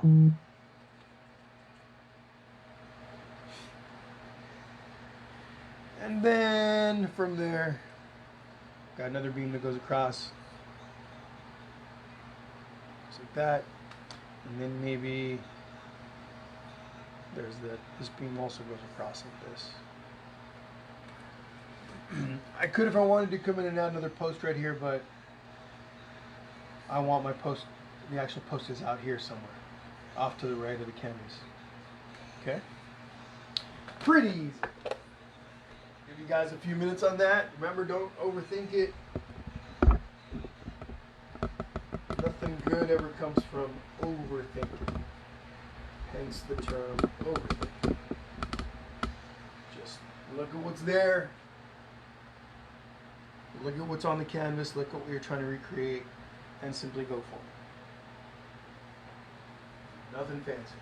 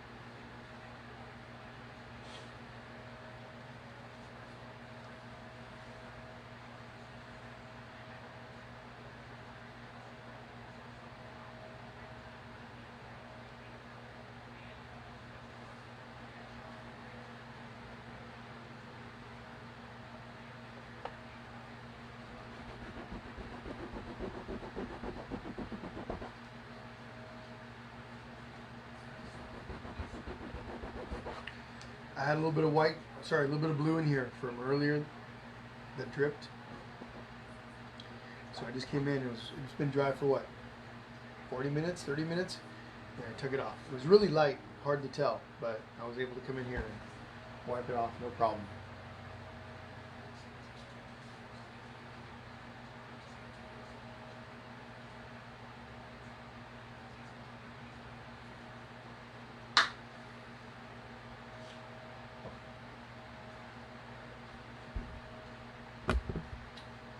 Hi, Elnor. How are you?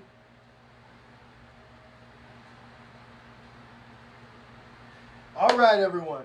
So, when we come back over to our blue, we're going to add another layer of this dark blue right in this area in here. Okay, so, again, just to kind of show you guys what the original looks like. You got the lighter edges on the outside. And we can come over and add some more, even a lighter layer over here. We can clean up our edges a little bit in a little while. But what we're going to do right now is we're going to come in and add a darker blue section in here. Okay, notice that dark blue doesn't come all the way out, right? The dark blue's in here on the inside, so maybe here. All of this would have another layer of dark blue. So that's what I'm going to do. I'm going to switch brushes because I want to have good control. I'm going to switch over to my 1-inch brush. This guy right here. And all I'm going to do here, I'm not mixing any water in this step. My paint is a little tiny bit dry, so I am going to mix a little bit of water. A little bit. Just a touch. So I take my brush, dip into my water cup, and then just a little bit of water though. I want the paint to maintain its thick consistency because that's going to help create that really dark blue section. So I might have to pour me out some more here in a sec. So I'm just going to come in like this. Horizontal lines.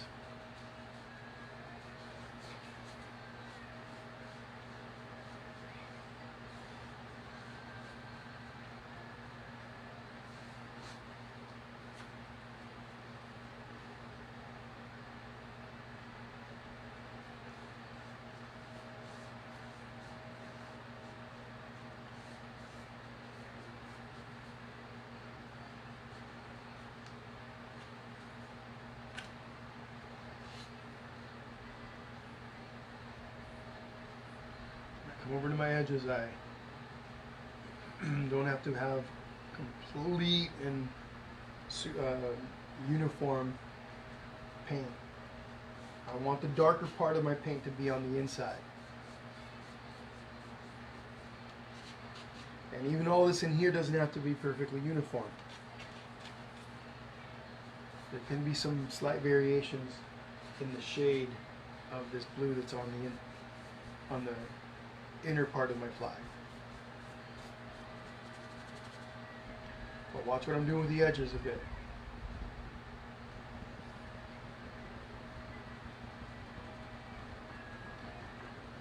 Just a little bit of paint, just a bit of paint on my brushes, not a whole lot.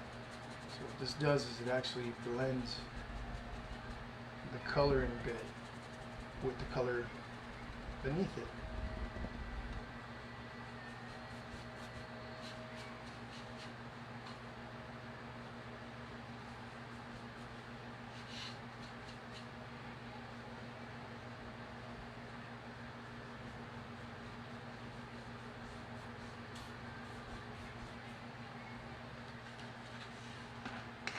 Give me a sec to grab some more paint.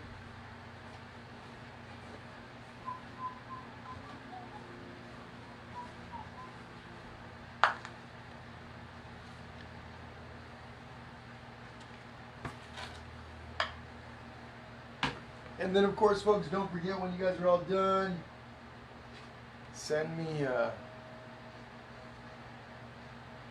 pictures of your masterpieces. Xandra says her hair is pink and purple. Nice, Xandra. Nice.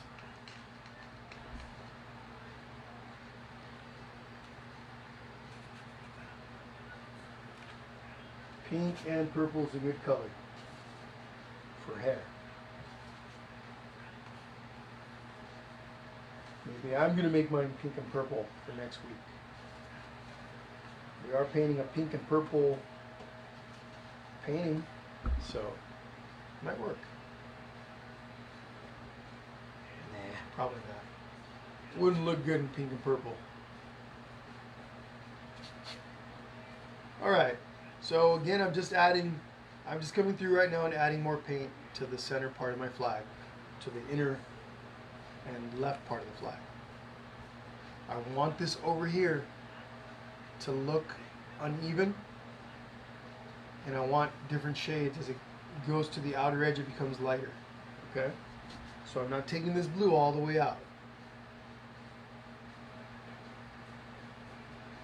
When we add the white clouds to look like stars, it's really going to start to make sense. And then again, you know, you want to try to match your edges, right? So wherever this dark blue is on the inside, we want to match it up to the outside.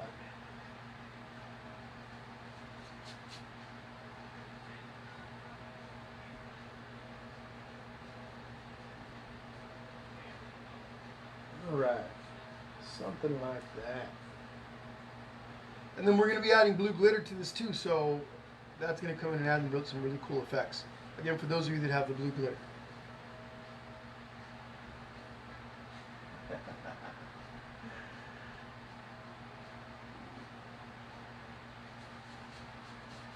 What part of what I said is a no, Zandra? No pink and purple in my hair? Ariel says do it. Yeah, I don't know if I trust Ariel.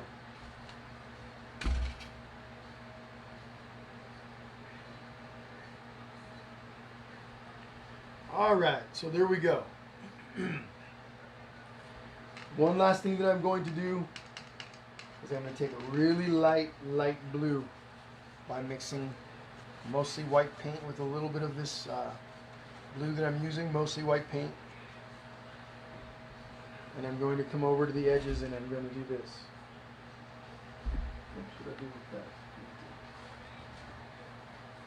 that? Just on my edges. An even lighter section.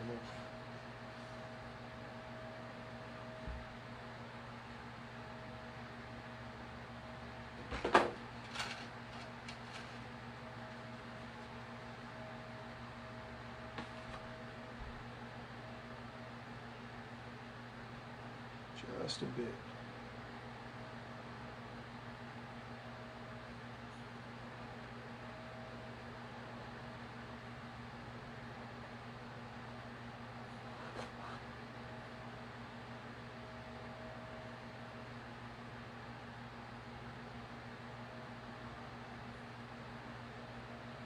Again, this is a mixture of white and blue.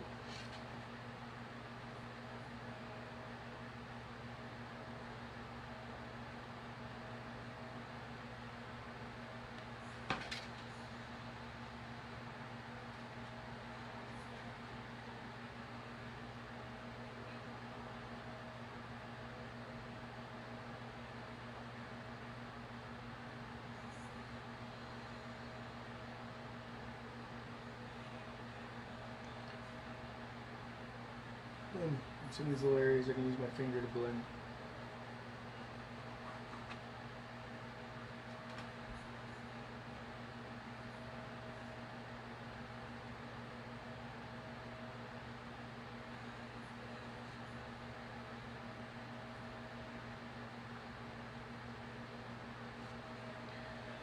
There we go.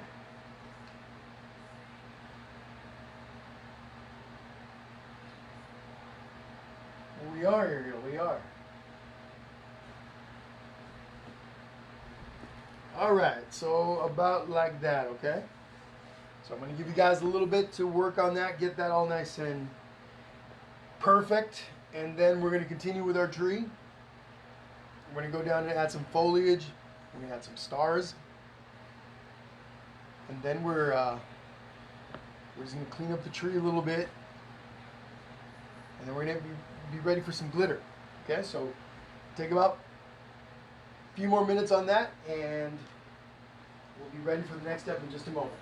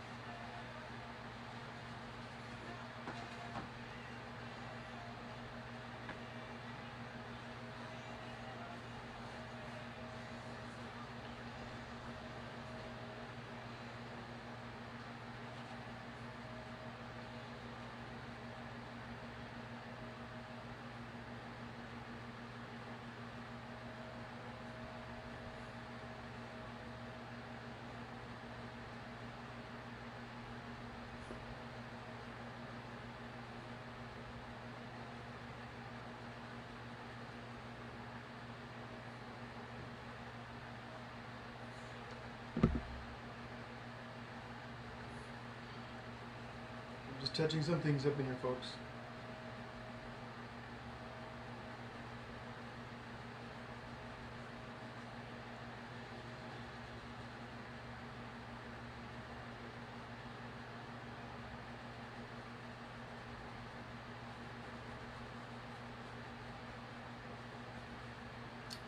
All right.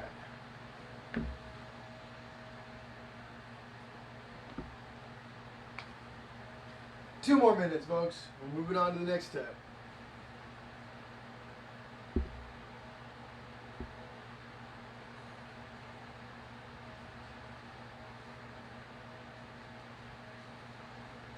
I don't know, that was, Adrienne, I think you were asking about that last thing that I was doing. It was just really light blue. Really light blue. And all I was doing was making little touch-ups. Same color that we used over here. I was just kind of bringing some in a bit.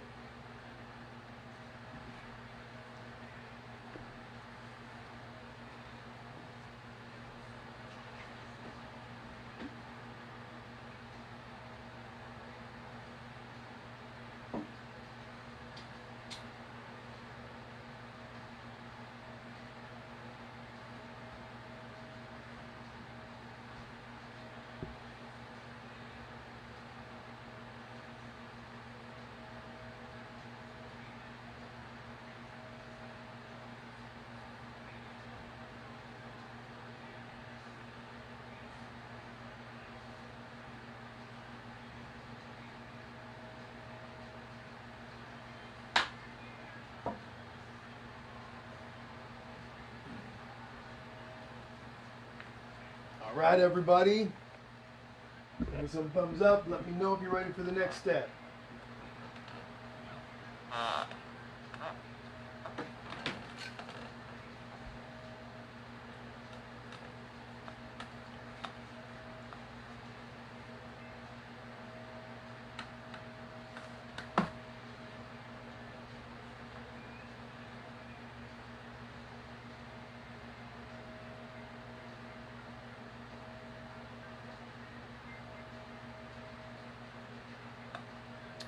Okay, seeing some thumbs up. All right, everybody grab one of your smaller brushes. This is my little 1/4-inch brush.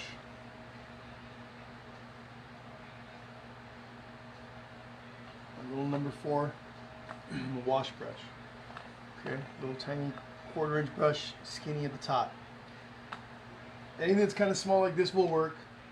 You want to be able to make some skinny lines with this, or relatively skinny lines.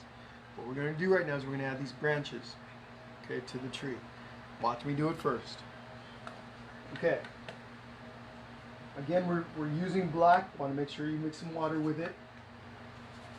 Especially when we're drawing, you want your paint to flow a bit. And we can get it to flow. If your paint is relatively on the thick side, you can get it to flow by adding water to it. So, oops, don't want to make a mess over here, so let me, never mind that part. Okay, so watch what I'm going to do first. So we got this little section right here, right below it. Whoops, that was an accident. That's okay, it'll work. I'm going to create another one of these guys.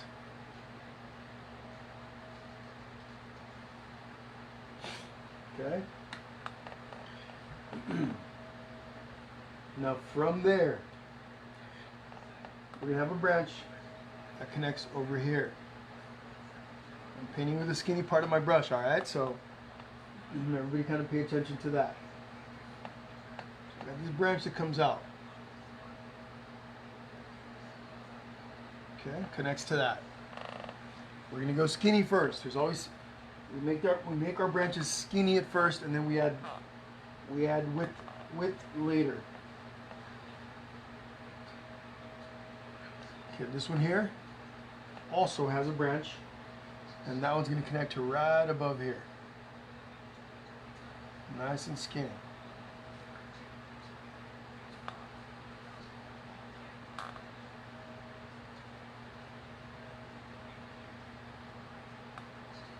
Okay, now watch. Taking it up at the base a bit. And then it gets skinny as it gets closer to the edge over here.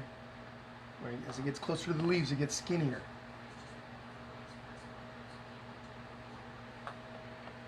We're going to do the same with this one down here. A big tree, then maybe the center of it is over here somewhere.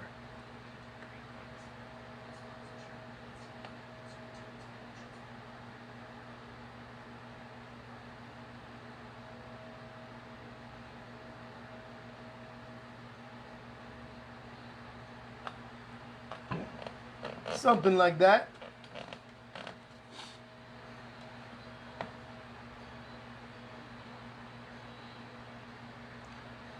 Give you guys a moment to catch up to that.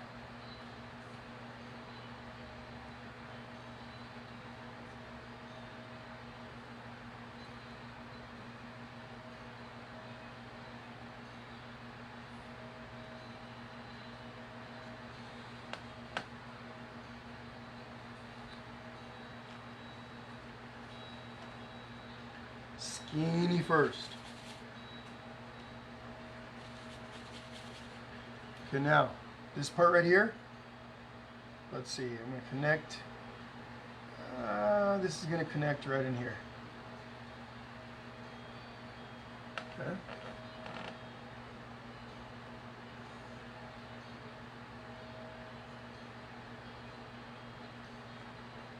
Something like that.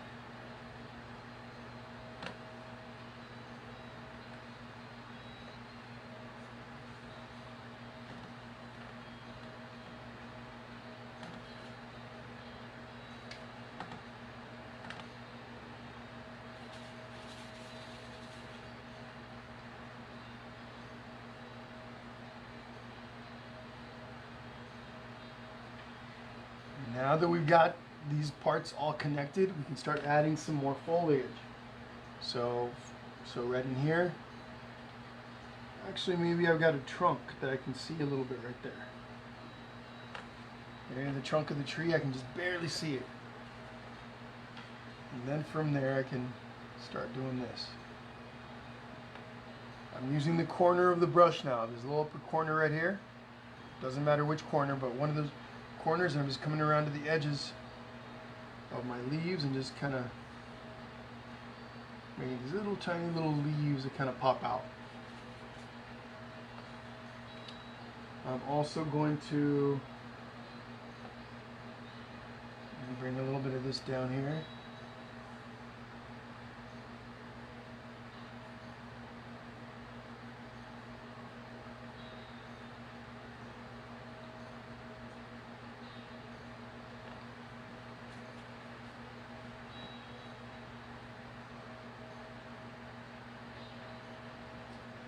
Maybe this one has a little branch that comes out.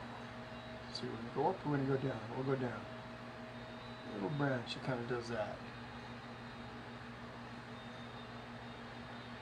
A few little leaves right there.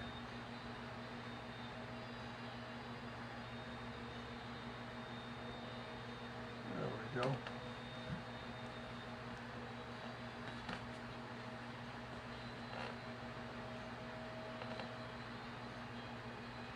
Let's see. I'm going to turn it towards me a bit. With this same little brush, I'm going to come over now and I'm going to start doing this up here.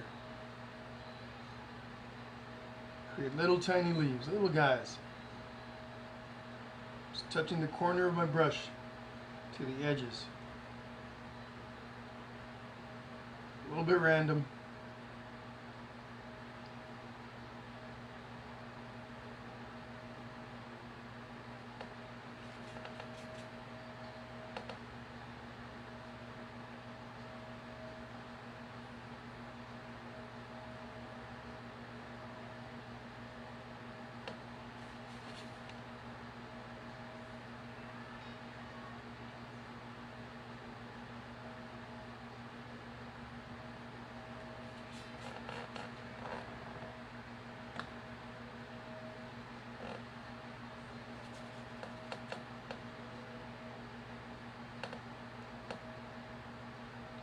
And I can do that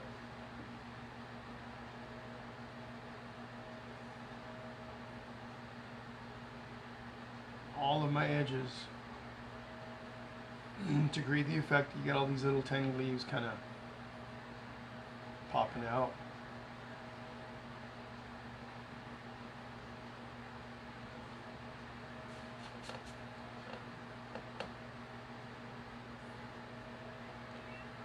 Maybe I've got a little branch that comes up right here too. Maybe this little branch, this branch right here, connects down to this part, through the tree, through the leaves.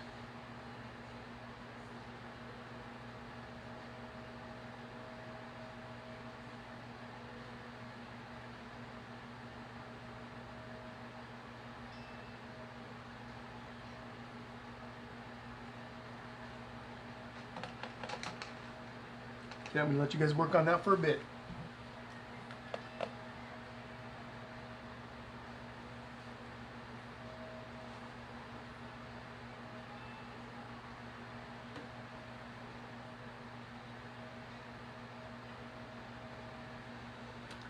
We could do an African scene aerial. That would be pretty cool.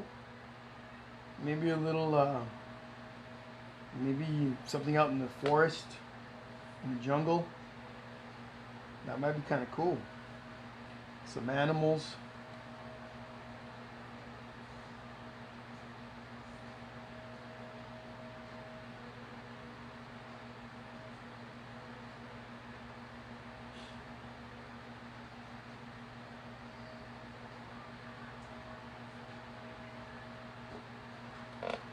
Okay, everyone, so I'm going to take a little bit of a smaller brush this time.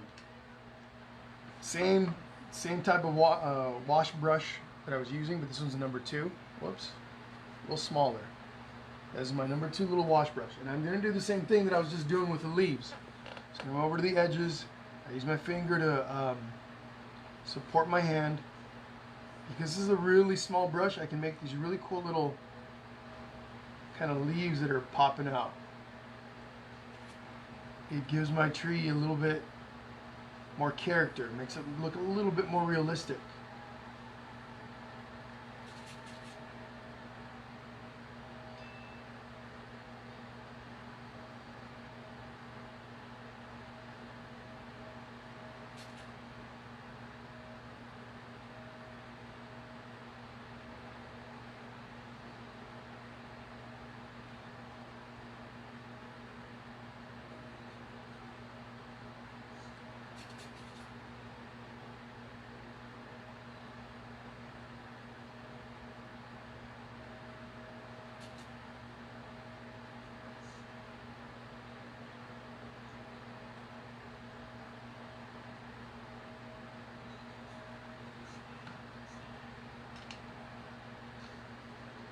Okay, what you guys will be doing here in a moment, watch me do it first. Once you've got your foliage, the leaves and everything, the branches kind of where you'd like, you're going to take thick black paint. Whoops, my brush had black in it, so I'm sorry, the brush had white in it, so let me clean it up. Had light blue in it. I want only black paint for this step. So I'm going to take thick black paint. I'm not mixing it with water or anything like that. I'm going to come in and I'm going to do this. I'm not going to do this all the way out to the edges. I'm going to leave it. This is thick paint. And the variation, the contrast between this and the background is going to give the tree a little bit of a 3D effect. So I'm not covering the entire tree in this. I'm leaving spaces in between. Watch my brush.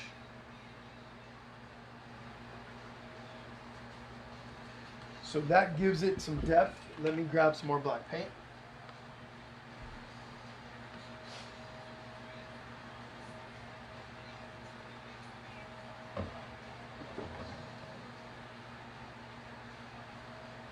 So again, you're not doing that on every single part of the tree.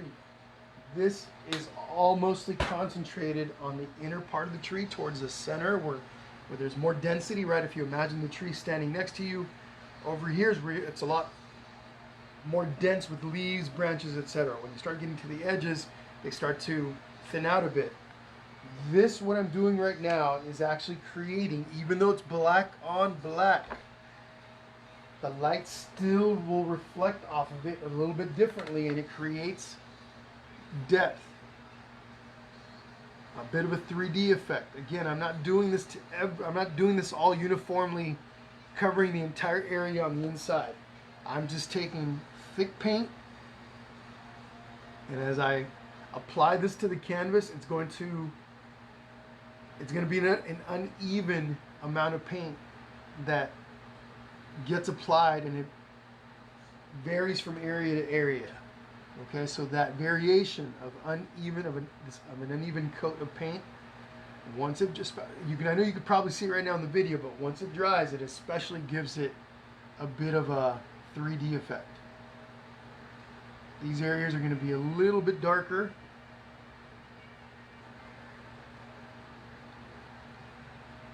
So I'm also going to take this and do it to my branches. I'm going to darken up the branches a bit, especially as they get closer to the base.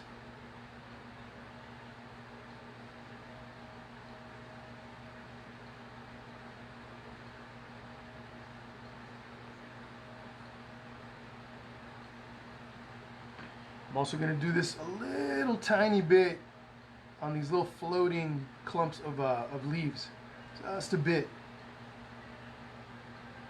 towards the center where there would be more density of leaves. Okay.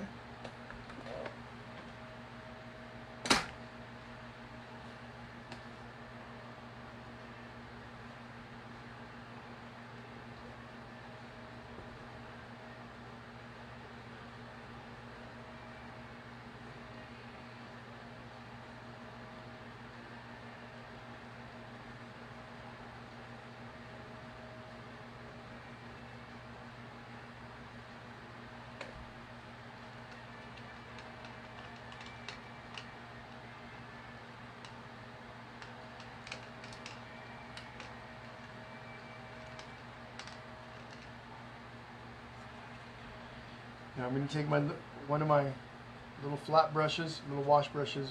This was number 2, sorry. And I'm going to do the same thing with the smaller brush, but like to my branches, I'm going to add a little coat of paint over my branches. It doesn't have to come all the way out to the point at the end, but somewhat, so again it gives you a bit of depth. And that can kind of just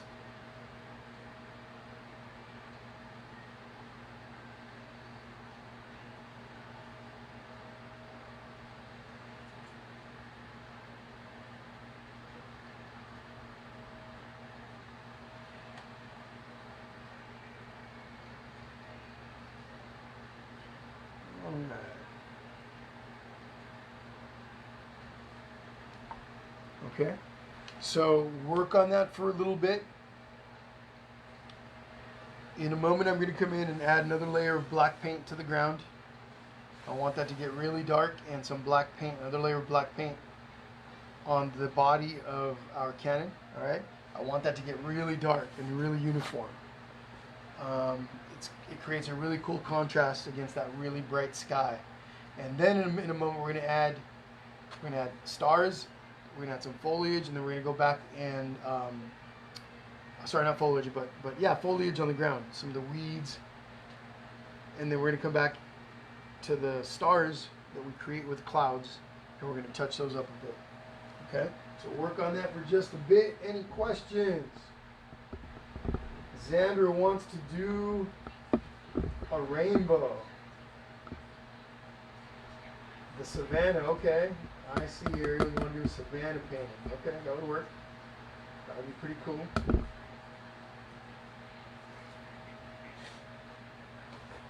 I'm going to bring the painting up close, a little closer to the camera. See what that looks like? The black paint. So that last layer that I did is really thick, or thick in comparison to the base layer, and it's uneven. When it dries, that's all going to give the tree some depth. 3D effect, okay?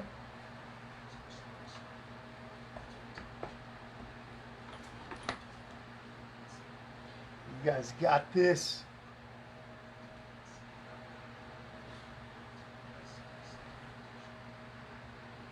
So like I said,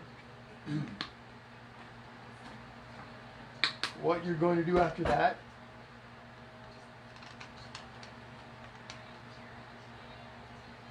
is simply add another layer of paint down here. I didn't mix this with any water. This is just straight black paint.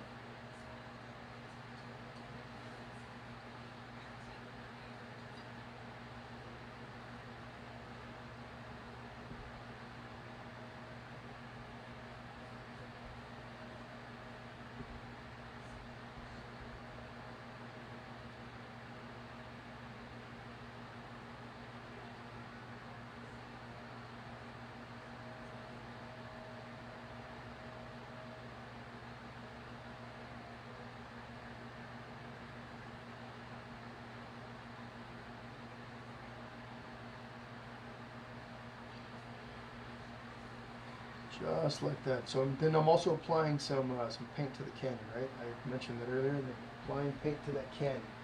I don't have to add some to the wheel, but I do want to add it to the body. Up to you if you want to add some to the wheel as well.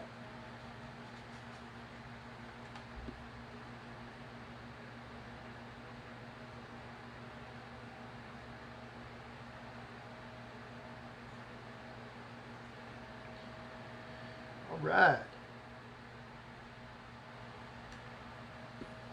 Looking good.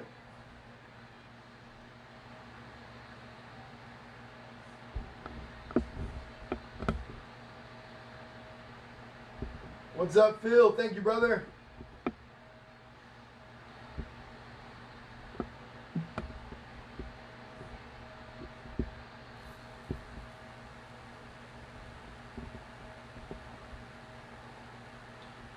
Okay, Xandra, we're going to do a rainbow. We'll do a rainbow someday. Maybe when we do the African scene, okay? But I like that idea.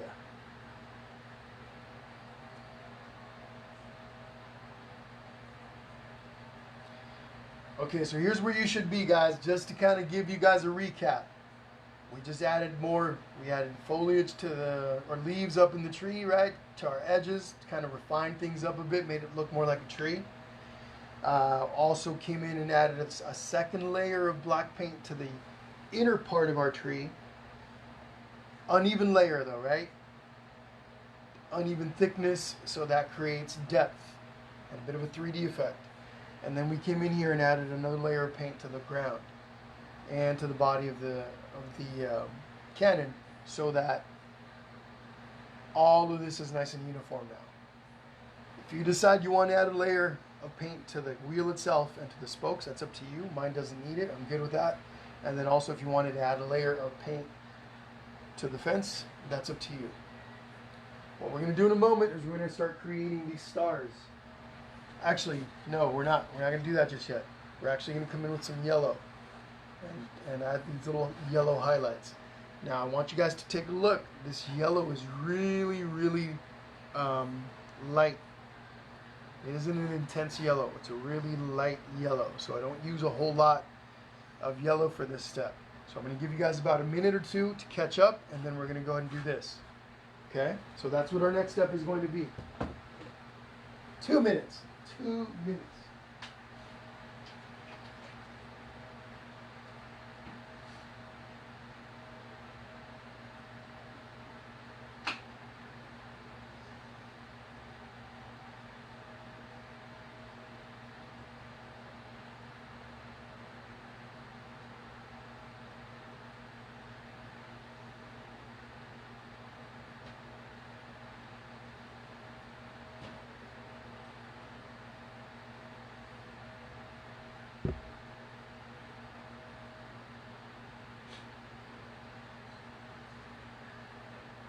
Xander says rainbow and unicorns and lots of glitter.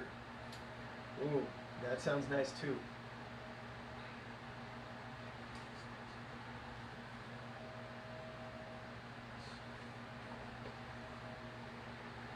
All right, everybody. So a little bit of yellow. You want to use one of your smaller brushes. Maybe your 1/2-inch brush or your 1/4-inch brush. I'm going to clean mine up here really quickly because it's got black in it, so I want to clean it up. Bear with me a moment.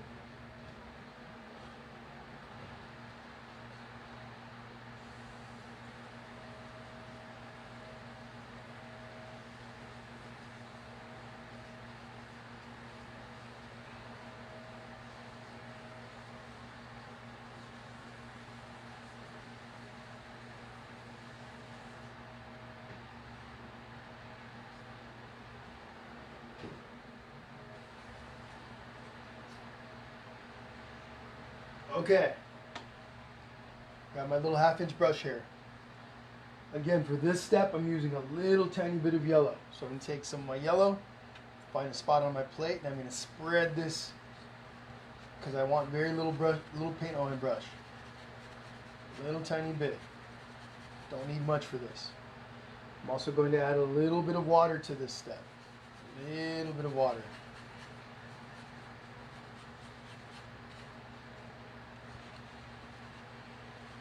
Okay.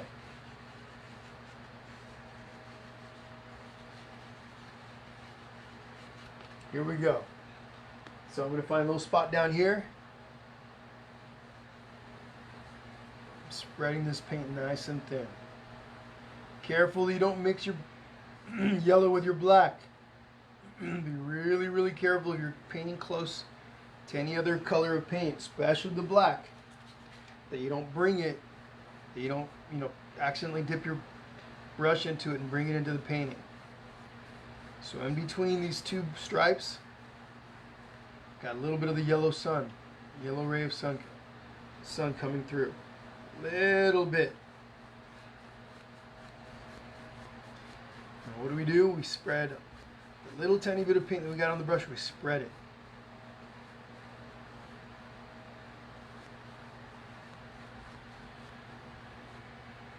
Okay, something like that. Maybe I'm going to bring some down in here too.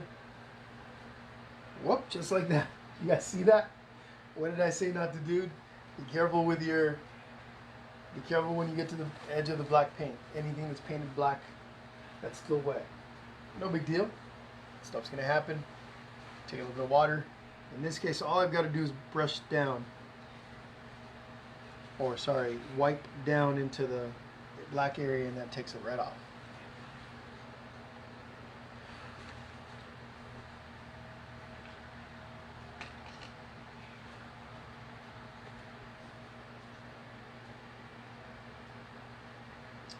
All right.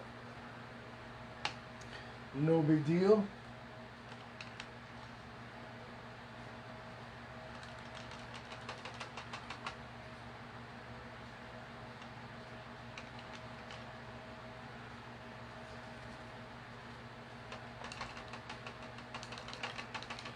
So you're going to find a few spots where you're going to do that. Add some yellow to the sky. Again, it's some of the sky kind of bleeding through some of the yellow. You can do that up in here if you want. Pretty much anywhere that you feel you need to add some of this, you can. Again, maybe little rays of yellow sun coming through. But you want to take that paint and really spread it.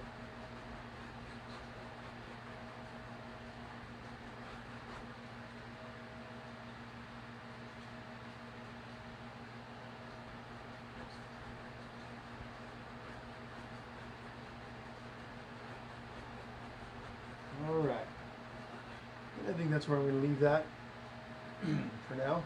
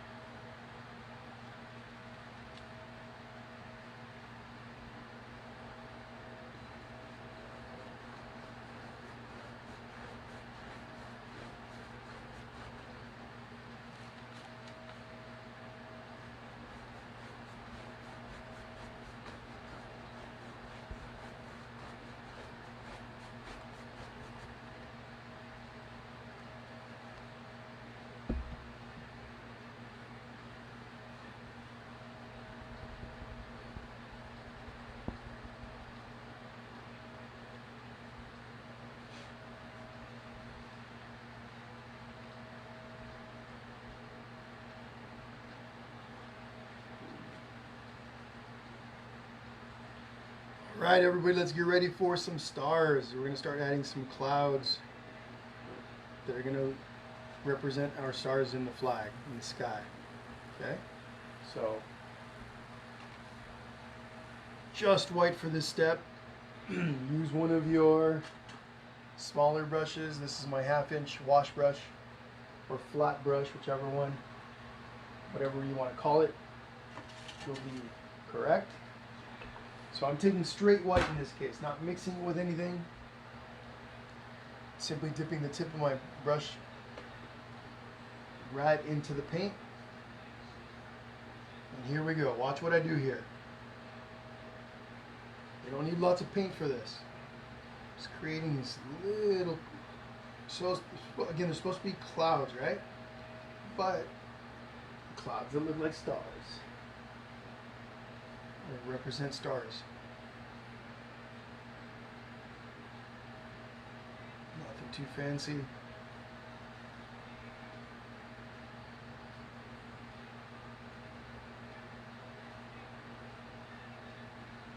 If yours are coming out too big, then switch over to a smaller brush.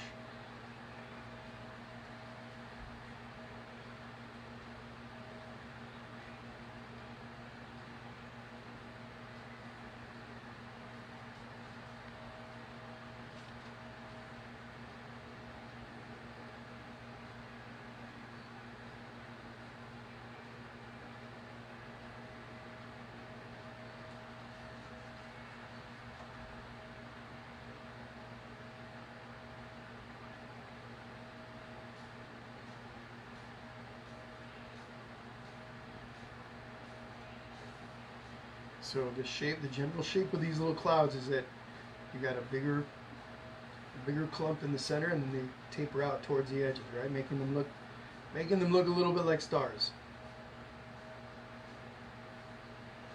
Some are small, some are a little larger.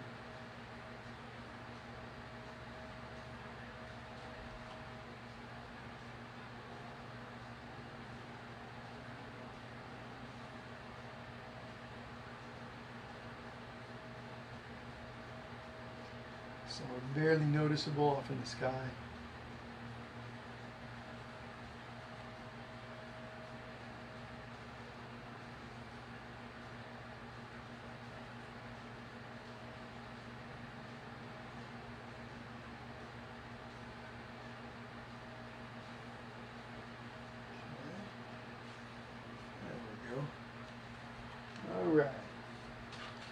let you guys work on that for just a bit.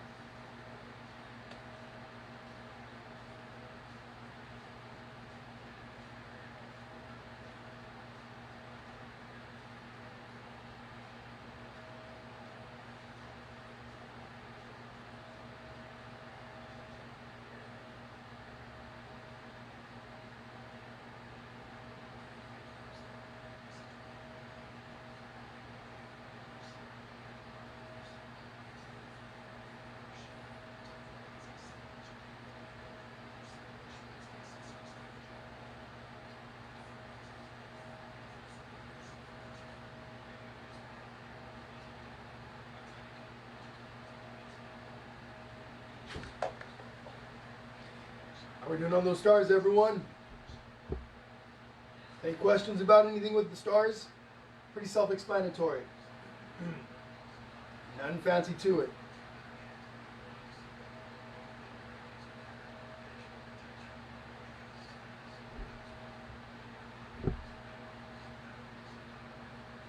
Once you're done with the stars, what you're going to want to do then is add some foliage down to the ground, right? You got some weeds off in the distance, maybe a little bit of grass or whatever. As an alternative, on the other piece that I did, we've got some cacti off in the background. Maybe this is a southwest, maybe a little more of a southwestern feel to the whole thing. Cacti off in the background with the weeds and stuff. Okay. So that's what we're going to do next.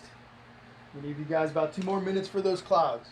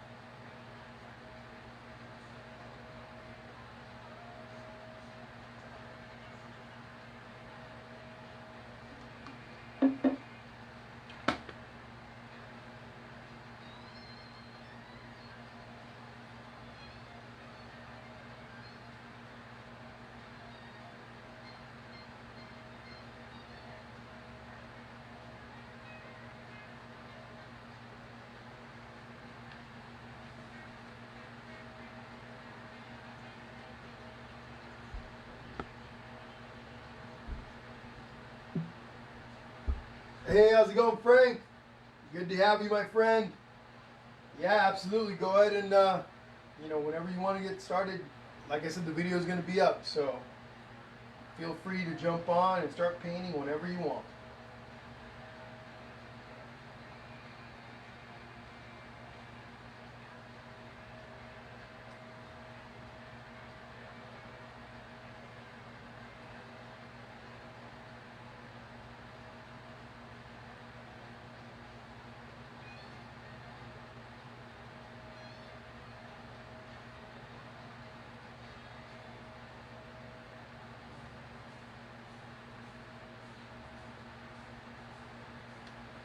All right, everyone, so what's next here? Last step before we do the glitter. Hold on, let me take a look at the original piece, make sure that I haven't missed anything. Other than our little foliage on the ground, we're good. So I'm going to take a little tiny skinny brush, right? My little liner brush. Dip it into some paint mixed with water.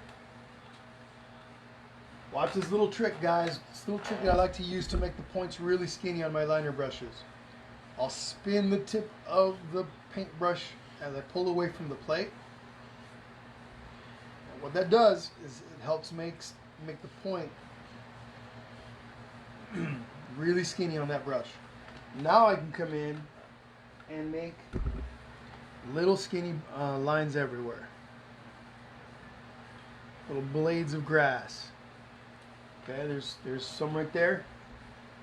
So again, spin that paint, spin the brush in the paint.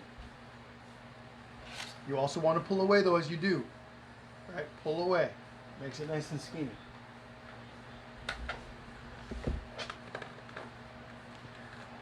Maybe we got a little clump of grass over here.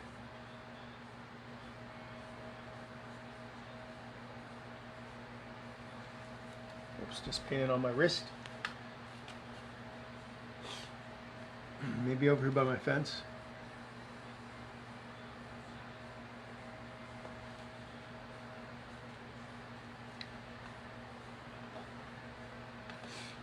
Maybe over here.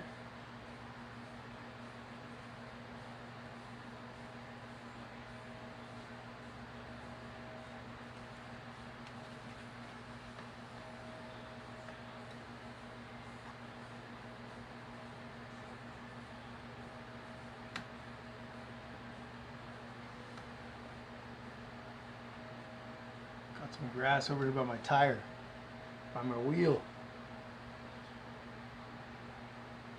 Got some right here too. This cannon's been buried for quite a while, so I got all this wildlife growing around it.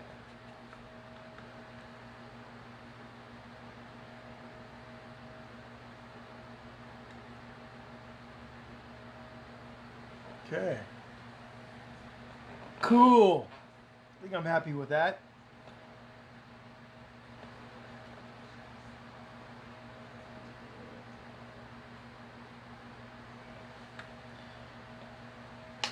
Okay guys, we got 2 steps left. Glitter, painting the bottom of it, which is going to be the very last step. We also have to sign our masterpiece. Okay, so I'm going to give you guys a few moments to catch up on that foliage, and then we're going to go right into the glitter.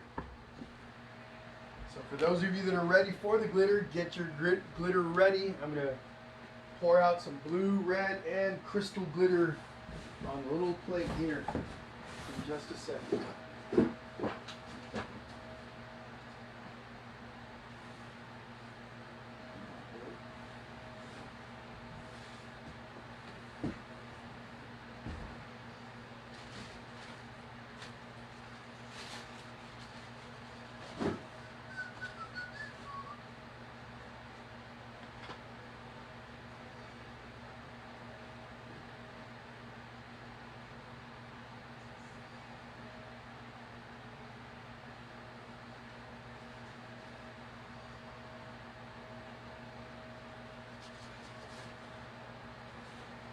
So I have these little tiny plates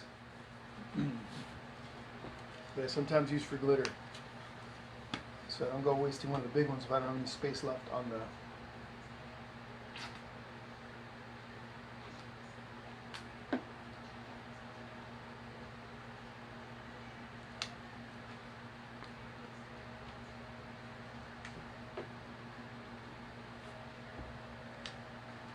And again, if you guys don't have any of this glitter,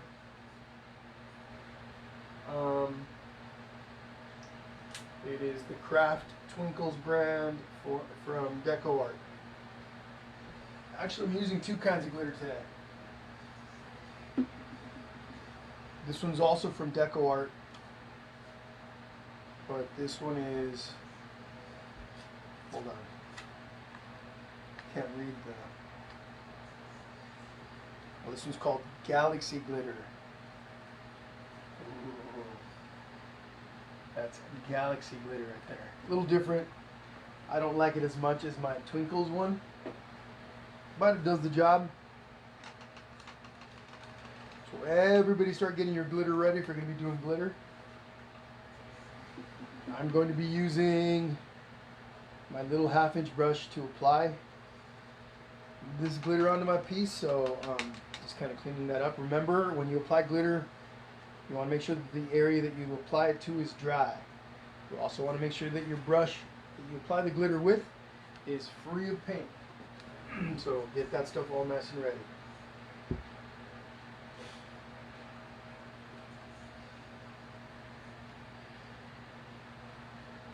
here's my glitter on my plate. I got my red, got my blue, and I got my crystal. So I'm going to go ahead and start with the blue. Right up in here. Work around my stars.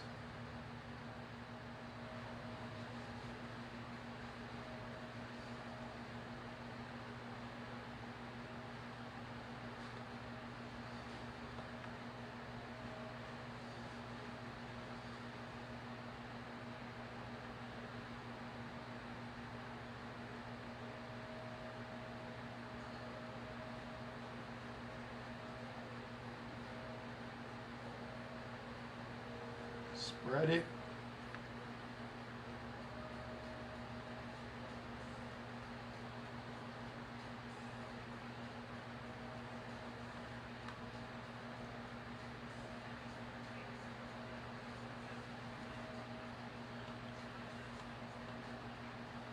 A little bit goes a long way, but the more you apply, the more brilliant, more glittery your piece will be. So that's up to you. On the stars themselves, I'm going to use some of the crystal glitter. Now with my blue, I'm not going to go all the way out into the lighter areas of the blue. I'm just going to stick to the dark areas. That's just my choice. You guys can do whatever you'd like, of course. Might look kind of cool if you go all the way out, but I kind of like this effect.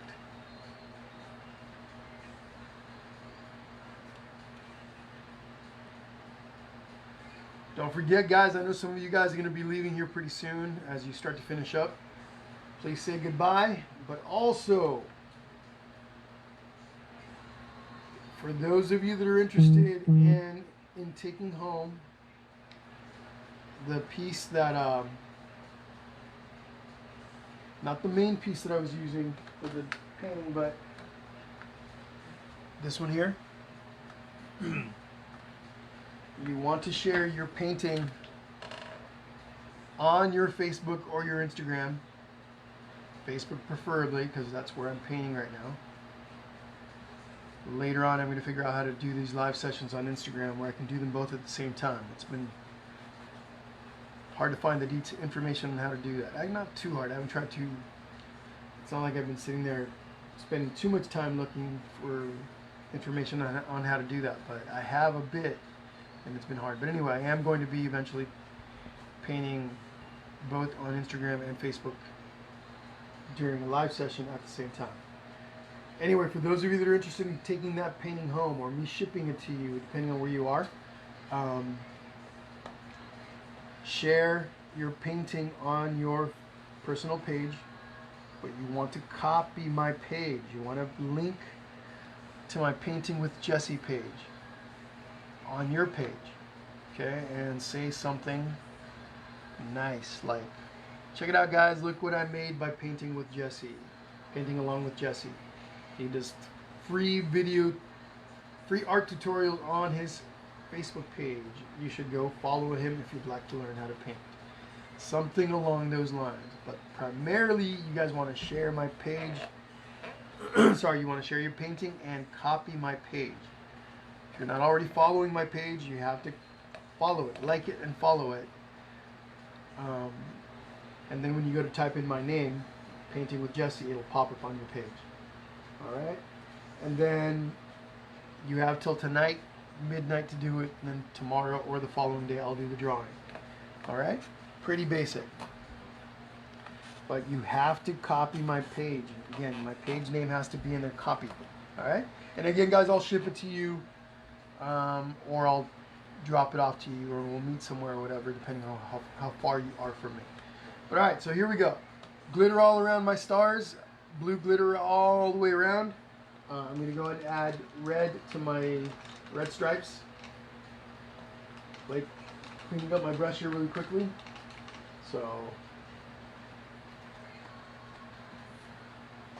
then take my red paint, go right into my stripes. Don't need a lot. This paint right here actually is a mixture. It has some silver glitter in there. It has some, looks like even maybe some purple. Primarily red, of course, but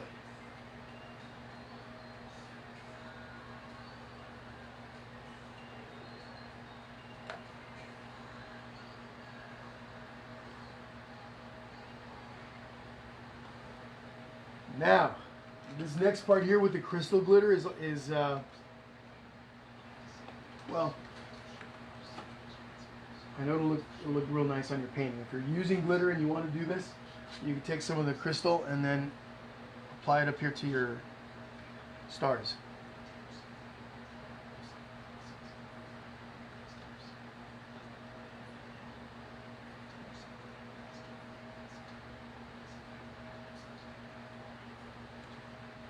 And you can also take some of this and add it to your white stripes, or you can come in and add it to the black, maybe the ground, maybe the tree. Probably the tree would look really cool with some glitter. Careful though, if your tree is still wet, maybe you want to avoid that for now. Same thing with the ground. But just so you guys can see what it looks like.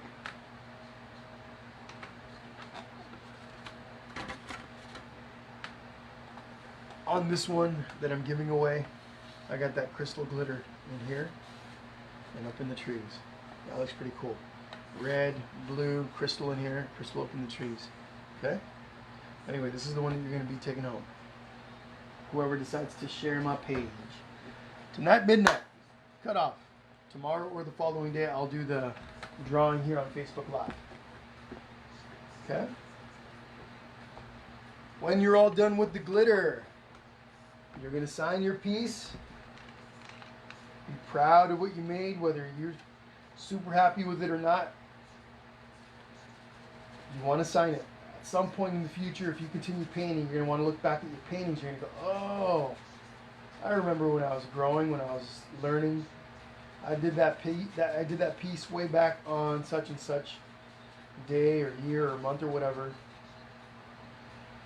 Trust me that you'll look back and you'll go, oh wow, look at where I was. You want to be able to compare, right, your progress. But yeah, but be proud, guys. Be proud. I'm just going to sign down here.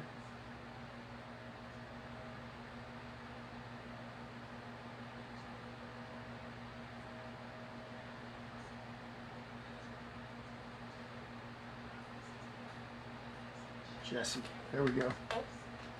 And then last but not least, actually it is least, we're going to paint the bottom here.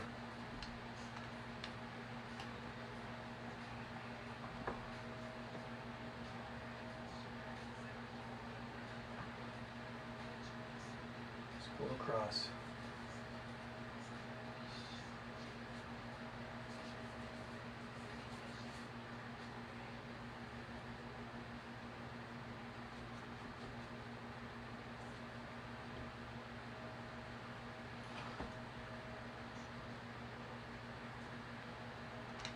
You guys know that I normally wouldn't flip this back with the wet edge down there, but just to end our session here, I'm going to flip this back down.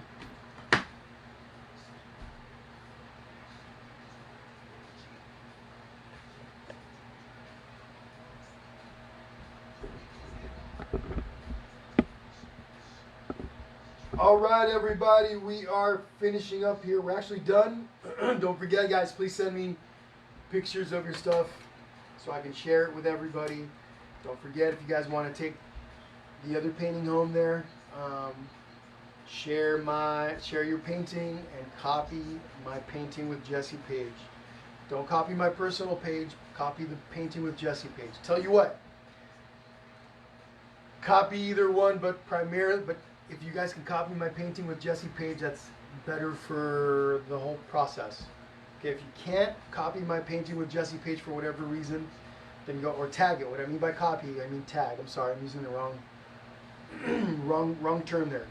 Tag my page with it, okay? All right, guys. Thank you guys so much for joining with me, painting with me today. I will see you guys next week. Look out for the information, the details for that painting, okay? All right, everybody, have a good rest of the day. You guys are awesome. I will see you guys next week. Bye-bye.